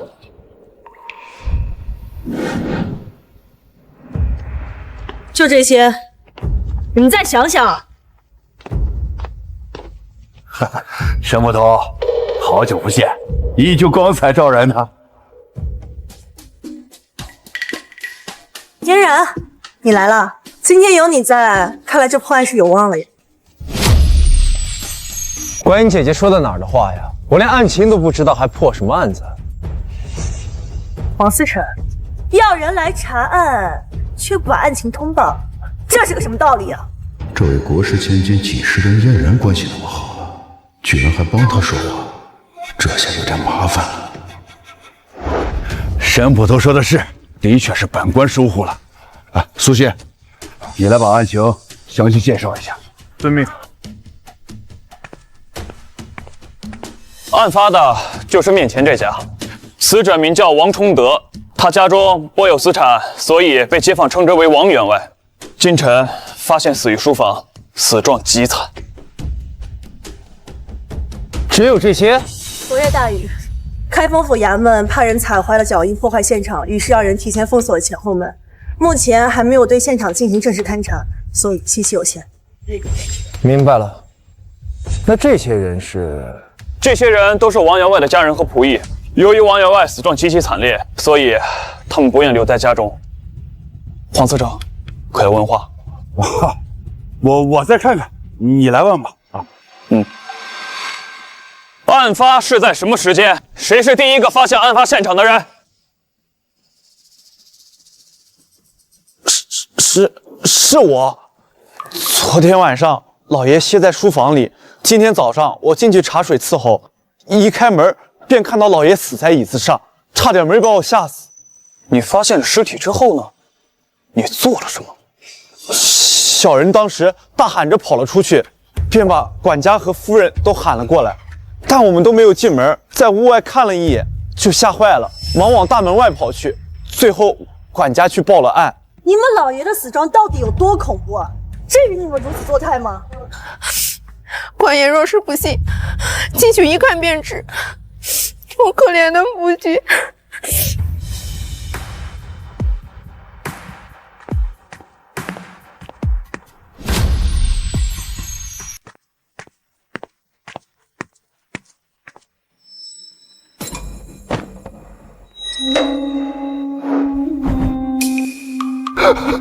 怎么会有如此残暴的凶徒，竟将人的头盖骨撬开，换成了银子做的？慢着，验尸之前应该先观察现场环境。按照他们的供词所说，他们都是在屋外发现的死者，被吓得落荒而逃，所以这间屋子除了死者和凶手，还没人进来过。燕少监高见，在下差点破坏了现场。这燕人果真不一般。神捕头素有神眼之称，还请辨认一下现场踪迹。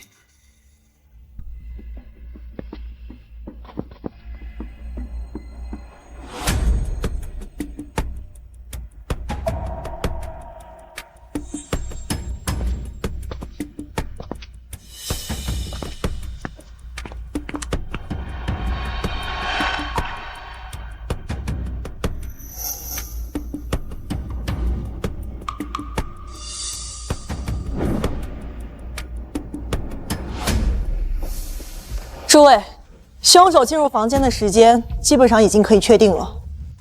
昨夜下雨，凶手从外边进来的时候，如果外边已经有雨水了，那么青砖上应该会留下些足印，可屋里边完全没有任何足迹，哪怕是足迹上的水干了，也应该会留下些由鞋底带进来的少量泥河和沙粒，可这些完全都没有。所以凶手在进入书房时并没有下雨。不错。然而那扇窗户下边有水滴滴落的痕迹，这说明在凶手翻窗逃跑的时候，外边已经开始下雨了。推开窗户后，才有水滴滴落到地面上。也就是说，凶案发生在昨夜雷雨之时。我昨夜被雷声吵醒过，过了一会儿之后，才有大片雨点落下。那时候差不多0时左右。凌晨4点，不愧是神眼玉观音啊！竟然能在如此短的时间内就能确定案发时间。正是因为昨夜打雷有声音的掩护，凶手才可以如此轻松地杀死王员外，并摘走他的头盖骨。好，既然已经确定了案发时间，司机，你去检查一下尸体，看看是否还有别的发现。是。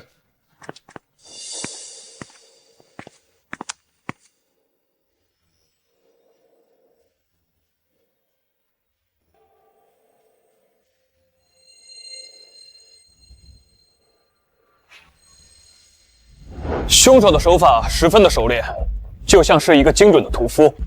显然，干这种事情已经不是1次2次了。此人应该对人体的结构十分的了解。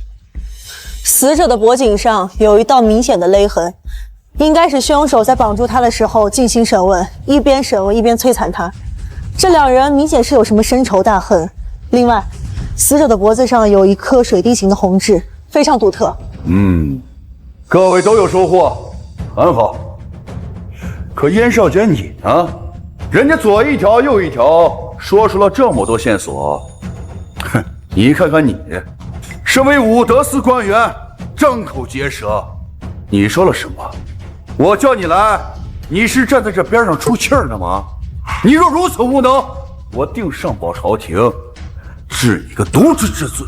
这黄滚难道是想借此案打压嫣然？司城大人言之过早，我什么都没说，你就开始责问了。那你说，你有什么收获呀？我要是说出来，是不是就不算一无所得了？但凡你能说出个543，我定记你大功一件。好，一言为定。哼。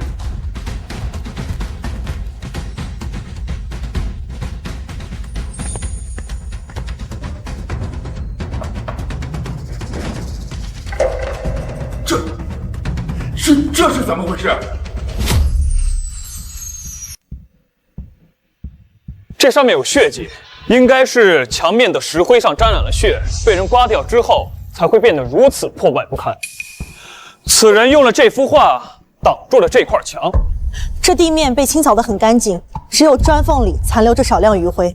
那这些跟案情又有什么关系啊？说不定是死者生前自己挂上去的呢。不。这幅画是王员外死后才挂的。哼，信口胡扯！这事儿你是怎么知道的？在进屋之前和之后，你们只顾着查案发现场，而我却在看人。进屋时，所有人都被王员外吓到了，只有这俩却在看画。作为最熟悉书房的两个人，他们自然会第一时间发现画的位置不对，所以才会不由自主地往这儿看。你们两个说，这幅画和这墙到底是怎么回事？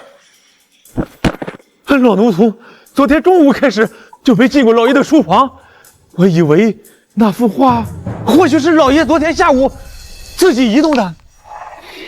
你说，昨晚的画，老爷出事前还不在那儿，可刚才进来，那画的位置就变了。小人吓傻了，再加上看到老爷那个样子。小人现在只想尿尿。啊！滚！你俩给我回人着！如此说来，倒是本官错怪你严少监了。那你倒是说说看，这幅画下面的粉墙上那血痕和刮痕又是怎么回事啊？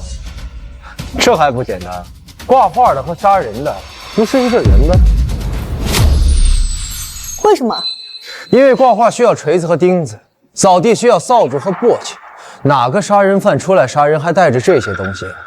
显然，凶手在杀人之后，用死者的血在墙上写下这几个大字，之后又有人进，他没动死者，反而拿刀把这些字刮得干干净净，又找个钉子把画换了位置，钉在墙上，最后用扫帚把地打扫干净。现在明白了吧？原来如此。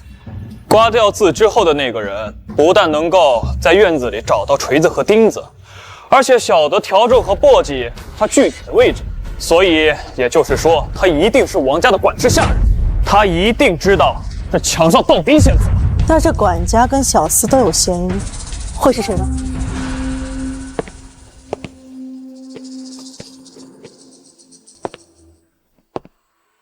管家，因为他头上有细小的石灰残渣。抓住了！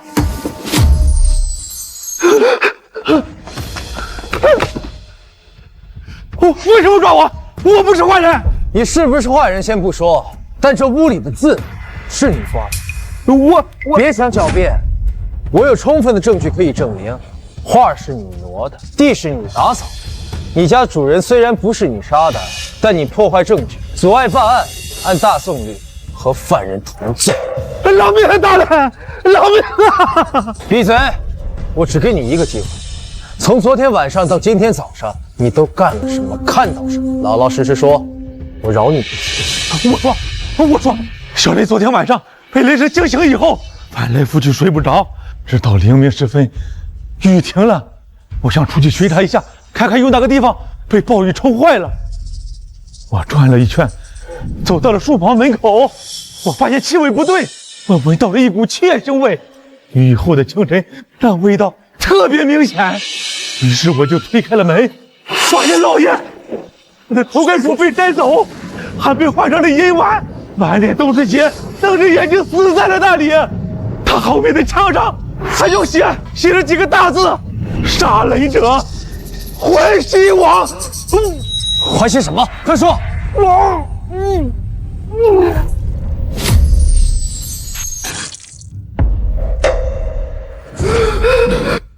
怎么回事？这到底是怎么一回事？看样子他是中了一种很厉害的毒。在他刚进门时，我就发现他脸色不对，我当时以为他是受到了惊吓，没想到是早就被人下了毒。他怎么中的毒啊？在我们来之前，这前门和后门已经封锁起来，这些下人也全都被捕快看押起来，他根本没机会跟外人接触啊。神捕头说的有道理。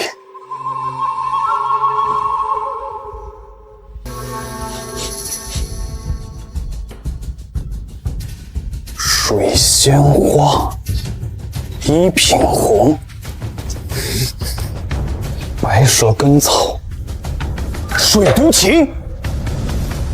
苏小伟认识毒药，略懂。不过这毒药怎么了？这几味药里面，水毒芹的气味是最强烈的。我好像在哪里闻过似的。水毒芹，水毒芹，水毒芹，我想起来了。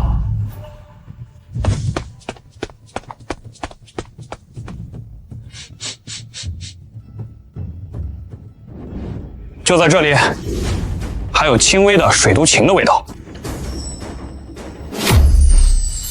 这有毒你还往上凑，你傻呀！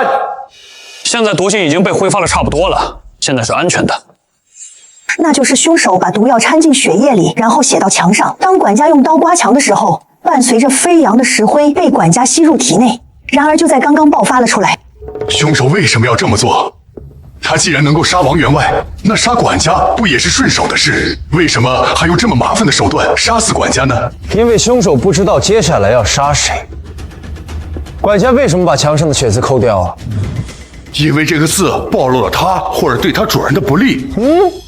不错，有点开窍了。嘿，你个臭小子！凶手只知道王员外有个同伴，但他不知道这个同伴是谁。于是凶手把这个秘密写到了墙上。那么知道这个秘密的同伴就一定会想方设法阻止这个秘密外泄。那凶手在杀人的时候，他就知道王员外的同伴一定会去刮墙上的字，所以才将毒药下在血里。不错，正常人看到血渍都知道这是重要的破案线索，不会破坏。那么知情人才会刮掉血渍，试图隐藏秘密。那他是如何确定王员外还有同伙的呢？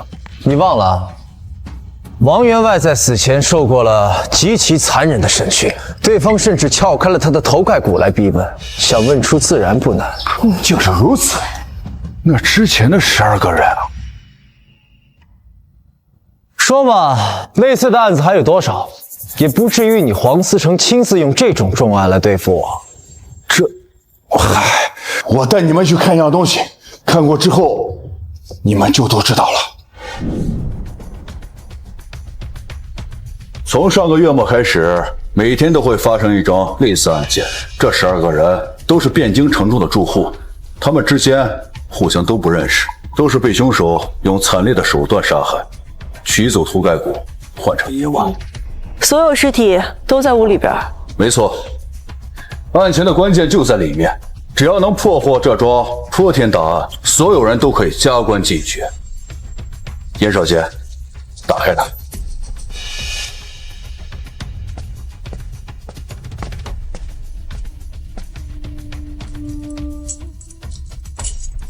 多谢了，嫣然。既然嫁衣已经做好，那么就让穿上它的人走出来吧。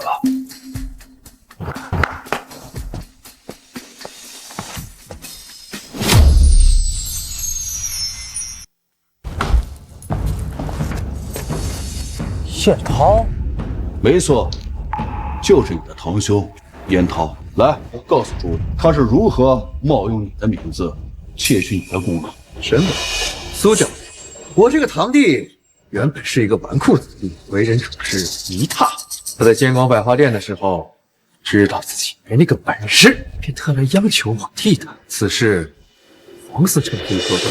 不错，本官作为营造使臣，可作证。建造百花店就是燕涛。还有那场青玉案，也是我俩操作。本来是拿来自娱，可谁曾想这个堂弟的无耻之极，竟然剽窃过去，在厉部少主大人面前卖弄，真是卑鄙无耻！听到了吗？你以为自己立了功劳就可以在大人物面前露两手？想要扳倒本官，想得美！回头本官就会把这件事报上去，就让你这欺世盗名之辈的真面目大白于天下。黄思成，嫣然破案赋诗抓住西夏间谍，都是我在苏尚书府亲眼所见，岂能有假？沈捕头，他办案是有点能力，但其余都是一塌糊涂。除了我这个人证，百花店的所有工匠都可以作证，他这个嫣然就是假冒的，你可不要被他给蒙蔽了。也行，正好我们休息休息。苍兄，就劳烦你侦破此案。还用你说？破了这起大案，拿下爵位，一定要好好炮制你，把你加注在我身上的百倍奉还。嫣然，你怎么？沈姑娘，我不喜欢嫣然，除非遇到一些不得已的原因。此行凶险，小心为上。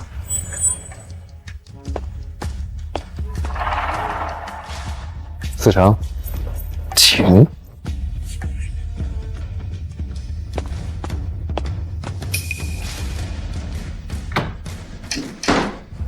原来如此，嫣然的复仇竟然已经开始了。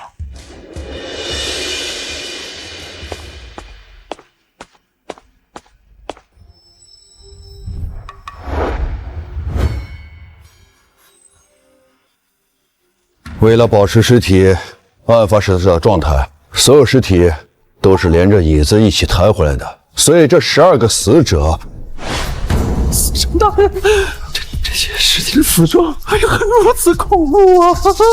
你要是害怕就给我滚出去！叔叔，这最里面的尸体是第一次案发时名叫……你有完没完？你要是不想要这功劳，我就再把嫣然叫回来。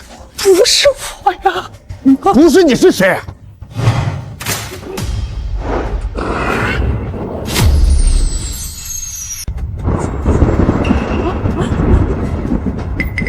司成大师，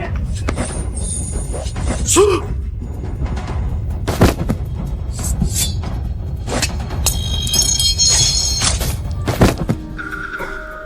活人假装的死尸。他倒是死得够够的。快扶我出去！走走走，快走！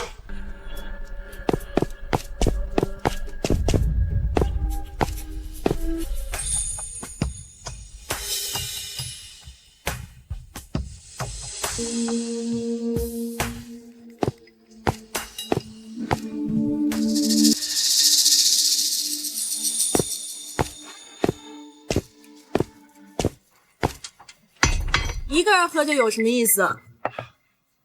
严小伟，我陪你喝。看来对别人来说是生死险境，对沈姑娘来说不过是以小为赃啊。嫣然，你今天救了红袖一命，大恩不言谢，我敬你。大恩不言谢，我敬你。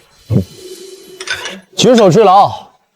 如果你看不出那些铜屑代表着什么，我也只能是个瞎子抛媚眼。归根结底，还是观音姐姐聪慧过人。我一开始确实没有看出来，但是在你的着重提醒下，我才想起来，这铜屑是由铜鼻跟门锁相互摩擦刮蹭下来的。从外边进入里边，有钥匙可以开门，但只有在里边的人想出来，才会用力推门，从而导致二者摩擦产生铜屑。但如果这室内只有尸体的话，哪有活人会推门？不错，所以是有人李代桃僵，把活人代替成死人放进去。攻击我们那人多半是中了麻药，以至于他一睁眼醒来，发现自己完全不知道在哪里，而周边只有发烂腐臭的尸体，而他唯一的出路就是等其他人进入，趁其不备杀人复仇。你已经把经过推敲的8、9不离10了，不过我可以再送你一条线子。你还有线索呢？你到底是人是妖怪啊？不是，这线索很难找吗？你到底听不听啊？停，快说。墙上的血渍应该是杀人者淮西王庆。淮西巨寇王庆，不错，河北田虎，江南方腊，还有山东宋江，再一个就是淮西王庆，他们就是4大寇。看来当年是有人跟王庆结了仇，如今王庆羽翼丰满回来杀人寻仇，这件事情倒也寻常。哎，不对，不对，这事儿可一点都不寻常。我们做一个假设啊，假如当年王管家和王员外得罪了王庆，那王管家今天早上看见王员外死在书房里，墙上还斗胆写着杀人者淮西王庆，你觉得他会铲除这些血渍？确实不对。如果我是管家，我的同伙被人杀害了，而那凶手有可能随时会回来取走我的性命，那我一定会好好的保管证据，让官方追查凶手，从而来保住我自己的命。这不就清楚了吗？所以王庆大概率不会是杀手，反而王员外和他们的关系非同一般。这个案子水深得很呐。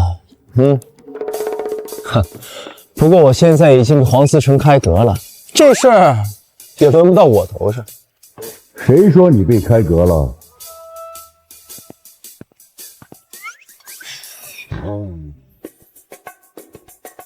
严小姐，之前都是本官戏言，终究还是你经验丰富。这件案子多亏有了你，才走到如今这般地步，你怎能撒手不管呢？狗日的燕涛竟如此废物，不仅自己死了，害得我脸上都挨了一刀。看来答应王莲整死嫣然的事，得先往后推推，查案还得靠他。先居而后恭，黄思成可真是令人思之发笑啊！哎呀，老弟，你就别拿哥哥打趣了，你可是武德司的青天白玉珠啊！这样，往后查案的过程以你为主，哥哥为辅，如何？哎呀，考虑考虑吧。那咱们就这么说定了。来来来，喝酒喝酒。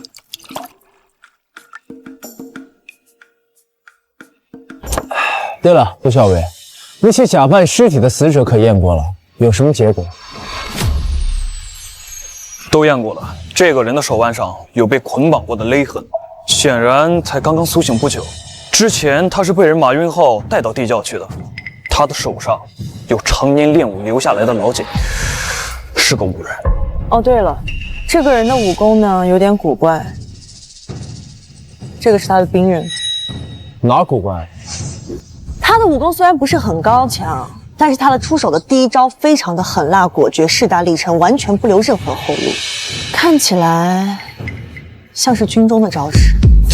这刀也挺奇怪的，不像是大宋的制式刀具。燕兄家学渊博，可曾认得？不认得，就连苏校尉这种禁军高官都不见得，看来应该是外地的湘军兵。严小子，你这可就是在胡说八道了。胡言小，胡言都喂。刚从城外打了猎回来，就看到你们在这瞎咧咧，嗓子都干了。快给我来杯酒。看来胡元兄是知道这把刀的来历，快跟我们说说。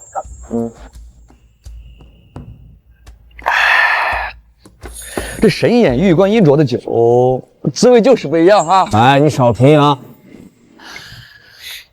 这刀应该是当年守道营的制式兵器，这支军伍精良强悍，人数却不多。守道营现在驻扎在哪？早就没了。6年前守道营出了事儿，砧民全军覆没，营号都给取消。什么？这出了什么事？为什么连营号都没了？当年江州要修个什么道观，天子拨银27万两，押送的队伍从汴京出发，押送的车队就是这守道营300金卒。结果一出汴京，连人带官银全都没了，不知去向。天子震怒，就取消了守道营的编制。27万两，那可是10吨重的银子，居然会和300个大活人一起消失。哎，你和守道营打过交道没？我最后一次听这名字的时候，还整天在撵鸡赶狗呢，哪有空跟那些老兵油子攀交情？少爷，这不巧了吗？当时我在西军登寨的时候，与守道营的营长老王一起耍过钱，当时他还借过我的银两，后来他还请我去他们那里喝酒，也算是混个脸熟吧。这老王，他的名字是不是叫做王崇德？哦，不是，他叫王虎。别看这个家伙的名字很威风，其实他的长相很富态，像个老员外。哦，对了，他的脖子后面有一颗红痣，像是一滴血滴上去似的。另外，死者的脖子上有一颗水滴形的红痣，非常独特。难道这王就是王崇德的真名？是不是一个？胡彦兄，麻烦带上您的仆人和我去趟义庄，我有件重要的事要确认。没问题啊，走。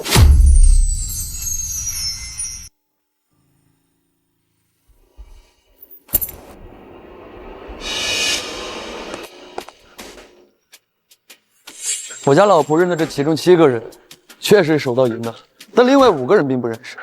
那另外5个人是哪？不用问了，也是守道营的。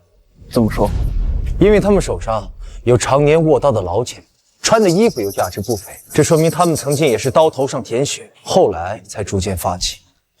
综合目前的线索，王虎，也就是化名王崇德的前守道营成员，和其余12人，在观音失窃的案子里不但活下来，还发了财。6年后又被人逐一杀死，杀他们的人还在墙上留下了姓名：淮西、王庆。所以他们的死绝对跟那神秘消失的27万两银子脱不开关系。还有王庆，难道案子和这淮西巨寇还有联系？这么刺激！黄思成，我也要争取参加办案。这案子诡异离奇，已经连续死了20多条人命了，你爹那位置可脱不了干系，你就别跟着掺和。对，天色已晚，呼延都尉还是赶紧回家吧，不然就要宵禁了。我还要回去调取观音失窃的卷宗，明日我们再回武德司商量案情。严少监，替我送呼延都尉。走吧，回头再带你抓凶手玩。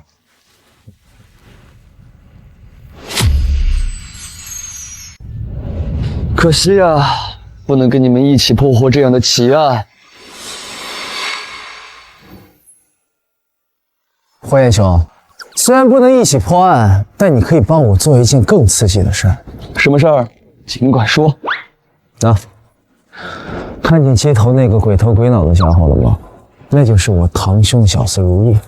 你去告诉他，燕涛被黄思成看中高升，而燕然已经死了。兄弟，你好端端的干嘛这么咒自己？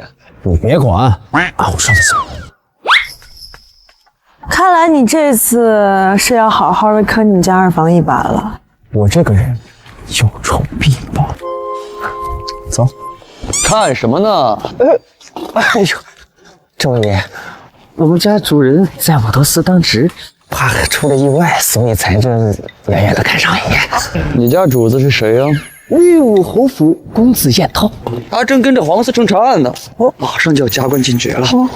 不过你家那个嫣然好像死了。哎呦，好，实在太好了！多谢大爷。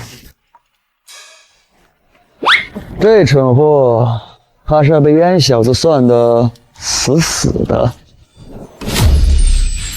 二爷，大喜呀！什么大喜啊？刚才呀，我去武德司打问了，说咱家少爷得到了司城的重用，不久啊就将加官进爵。而嫣然那个狗东西在查案时也被歹徒一刀给杀了。大喜，果然是天大的喜事啊！只是可惜这小杂种没能死在我的手里。去，把伺候嫣然的小贱婢给老爷给我抓过来。得嘞，二爷。嫣然呐，你的女人二叔就帮你享用了。老爷，这小贱人给你带过来了。你们要干什么？我们家少爷马上就回来了。很可惜呀，你家少爷回不来了，嫣然的小畜生已经死了。怎么可能？我们家少爷绝对不可能死！你们骗我！骗你干什么？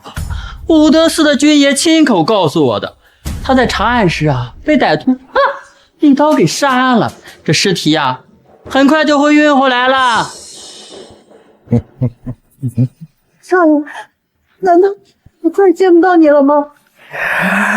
哎，放心，你家少爷不在了，这不还有二爷我心疼你呢吗？来，少爷，我好好歇歇火。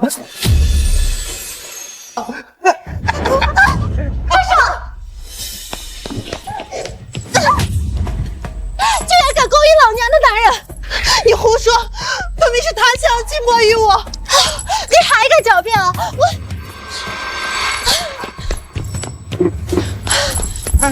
老娘弄死这个小贱人！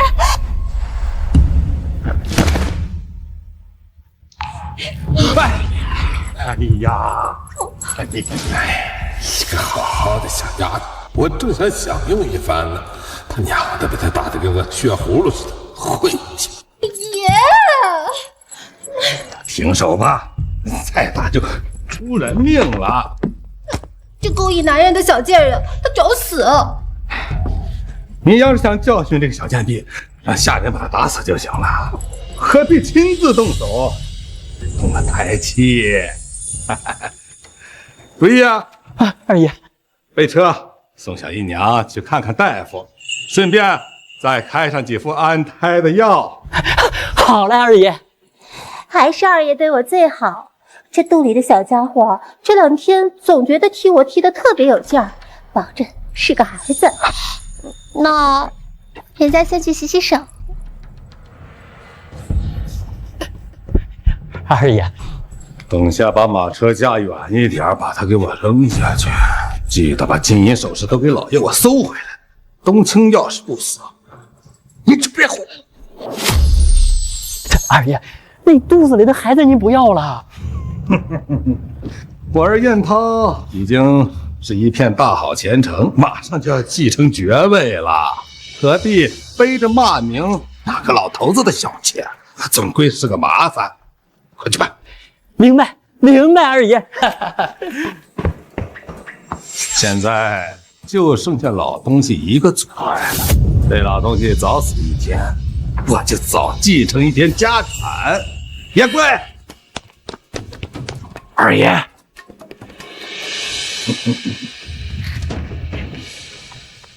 你知道该怎么做？你就放心吧，这老爷子活不得今天。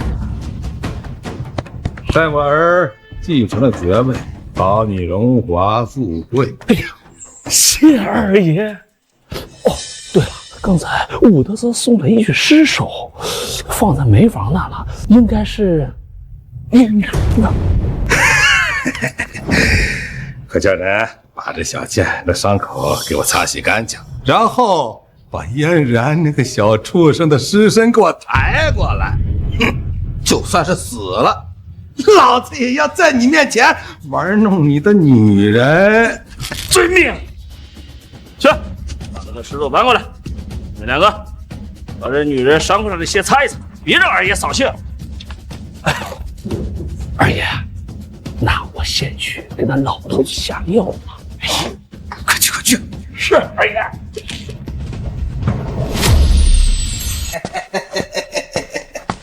哎呀，都退下！老爷我自己擦。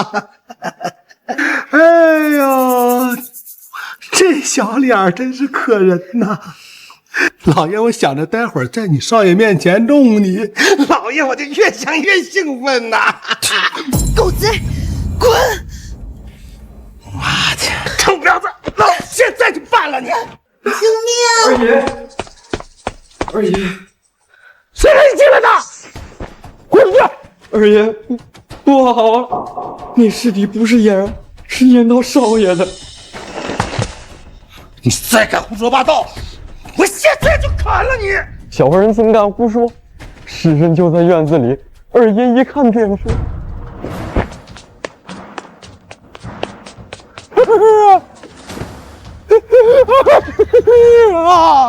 老畜生！我家少爷迟早送你和你儿子下去团聚。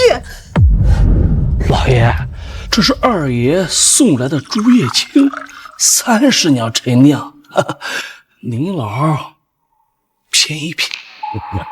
算他还有点孝心。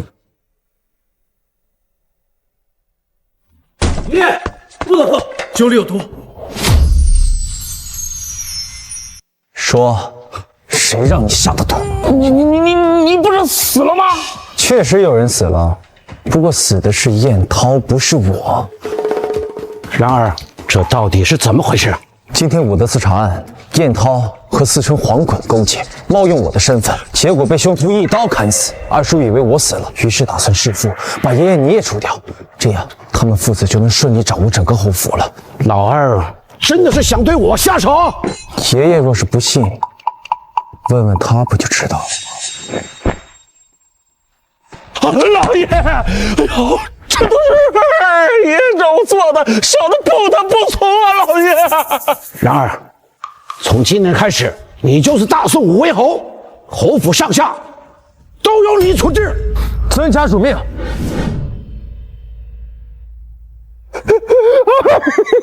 啊！你怎么让白发人送黑发人啊？一定是嫣然那个奸贼，是他害死了你。放心，一定替你报仇雪恨。手归手，你这样讲话，小心我告你诽谤。狗东西！我要杀了你！燕涛在办案时不慎被凶手所杀，这件事武德司的人都能作证。他死的时候我压根儿就不在场。你这个老狗啊，可别乱咬错了人啊！你说你们父子好端端的，干嘛要冒充我呀？还打算抢我的功劳？又说那半首青玉案是他燕涛写的。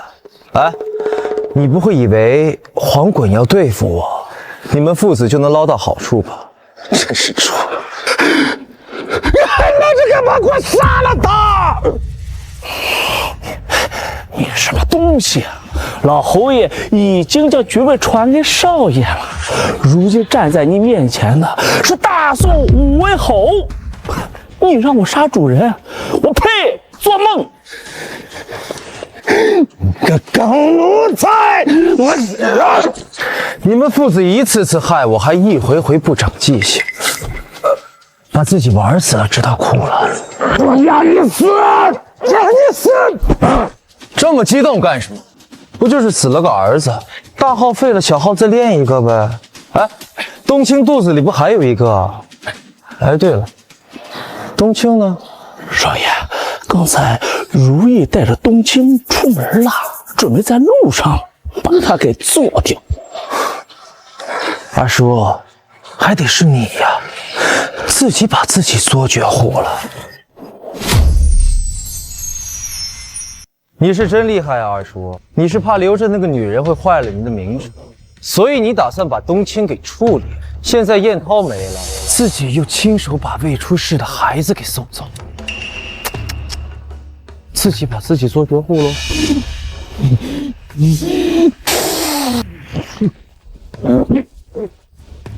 中风了。自作孽不可活。少爷，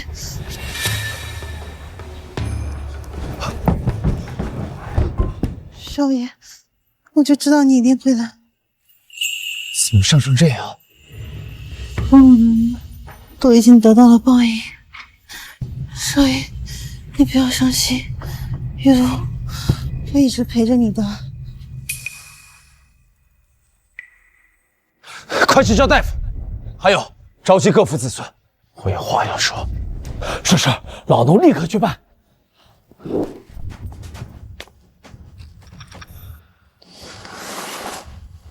各位，奉爷爷之命，我燕然接任燕家家主，同时也袭爵大宋武威侯。参见武威侯！参见武威侯！侯爷，燕阮大逆不道，该如何处置啊？燕鸾意图弑父，罪大恶极，但念其子女敬丧，则以偏房为其养老。看来冉少爷还是宽厚的，咱们也不必担心他翻旧账。什么宽厚呀？这燕鸾早就已经是个活死人了，再往那偏殿一扔，就算不被饿死，也会活生生的被自己的屎尿给淹死呀！管家燕贵，老奴在。你可有大功？幸亏老子见风使舵的快，看来这一难是躲过了。侯爷，你夸奖了，这都是老奴应该做的。是啊，你给我爷爷九里下毒，谋反家主，反叛族长，你对燕鸾可是功劳赫赫的。少爷，老奴们主有蒙了心，以后再也不敢了。你饶小子一回吧，侯爷。和田碧玉的，哼，居然用这么贵重的东西！你知不知道你在侯府里呼风唤雨，一家锦衣玉食是怎么报答你的？现在老奴一家从代宗皇帝那个时候伺候主子，祖祖辈辈伺候了这么多年，你饶了小人一回吧！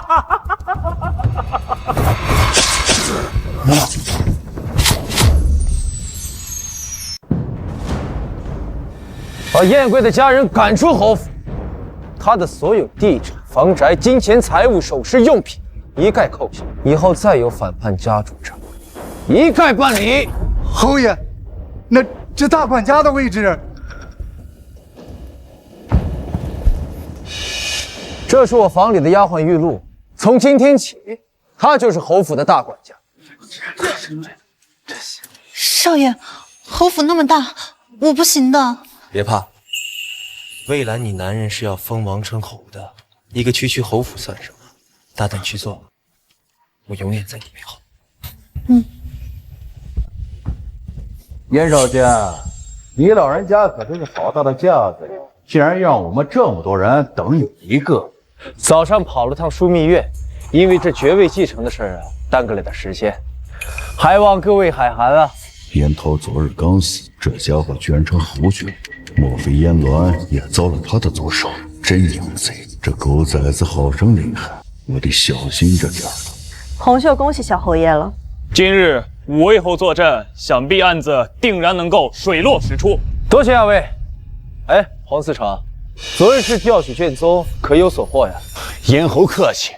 昨日本官调取卷宗，发现手刀营和27万两官银是在陈留县附近卧虎台附近失踪的。除此以外，还有卧虎台29户176名百姓。据县志记载，当时的官道上和村子里全部都是血，竟无半个人影，恐怖至极啊！这么大的案子，后边就没个下文吗？就这么不了了之啊？据载，当时是有几次大规模的调查，但每次都会莫名其妙的折损人手。后来甚至传出那个地方闹鬼，于是就成了悬案，无人敢问。越是有鬼的地方，越藏着不为人知的秘密。走，出发卧虎台，会背后魑魅魍魉。